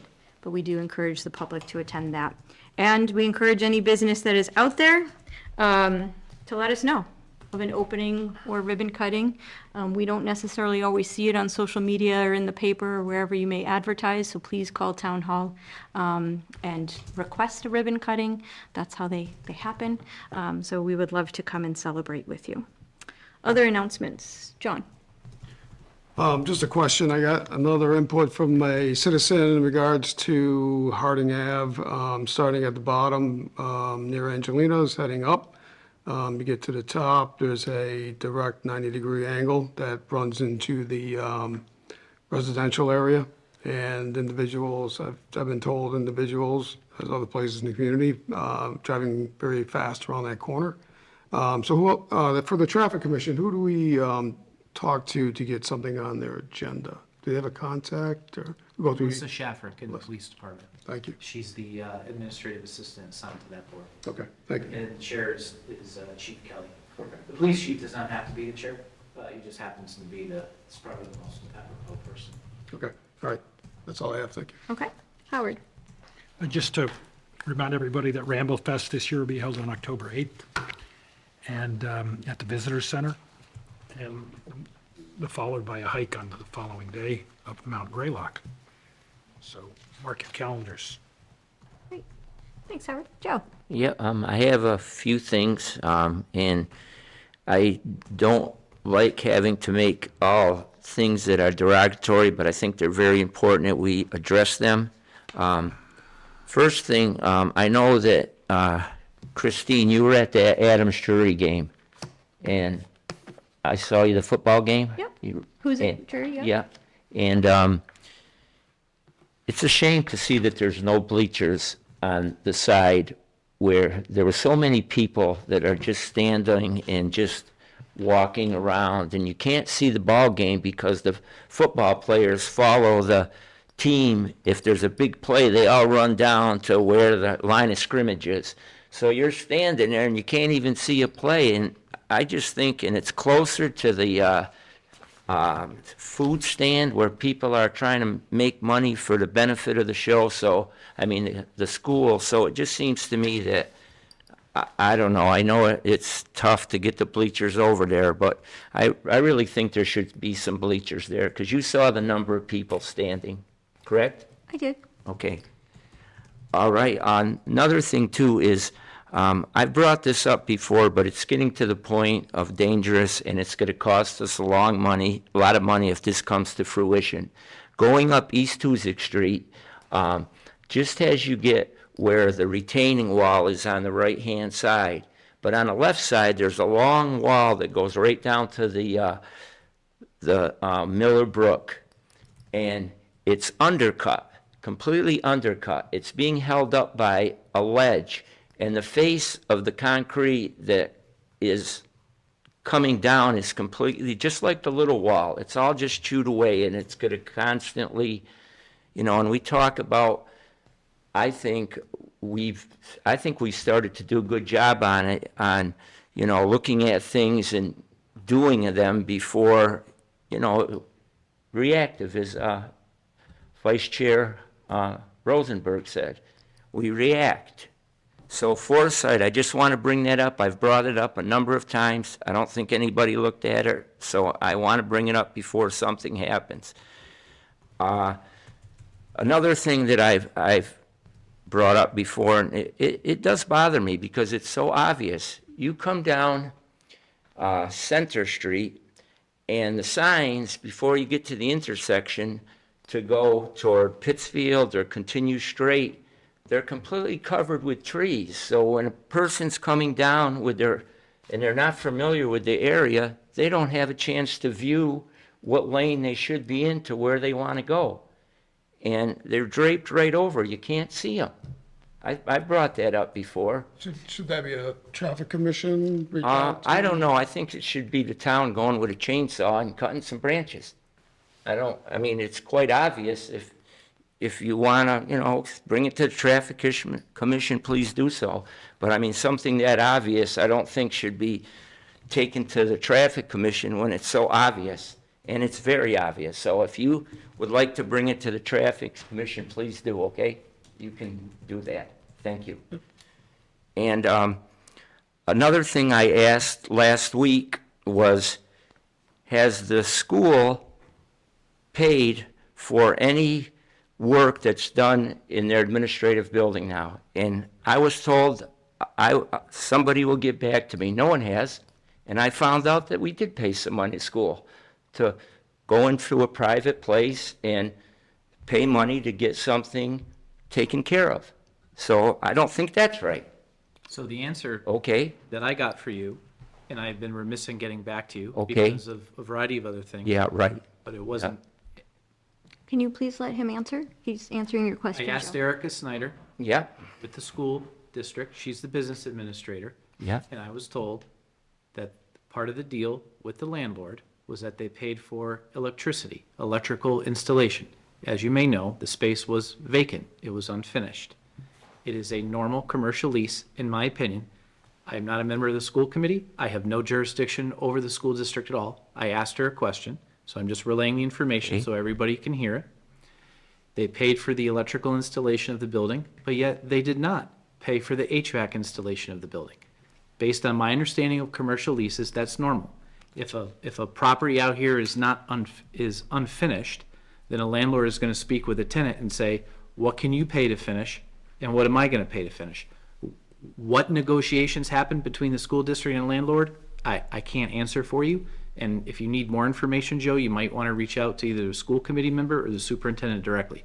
But your concern from 2 weeks ago was the electrical cost, and that's what Erica told me. She said that she paid for the school district paid for the electrical installation in the space, but yet she made a point to say we didn't pay for the air conditioning or the heat installation. Yeah. That's all I know. Okay, yeah. And Thank you. I'm sorry for not letting him speak, Thank you. No, it's okay. Madam Thank you. Chair. And another thing I have is, we bought the property up at the Graylock Glen where you go around the corner for, maybe a picnic area and thing. And since we bought it, nothing's been done. It's all grown in and things. I don't know. I know maybe it's impossible. Maybe I'm looking for a utopia in this town, but I don't think I'm asking too much. And lastly, I started along with another woman on East Road. If you've driven there, you'll see some signs that say, please drive slow. They're all along East Road because that is a racetrack. And they reflect at night. The woman and I bought some, and people on their own have bought some.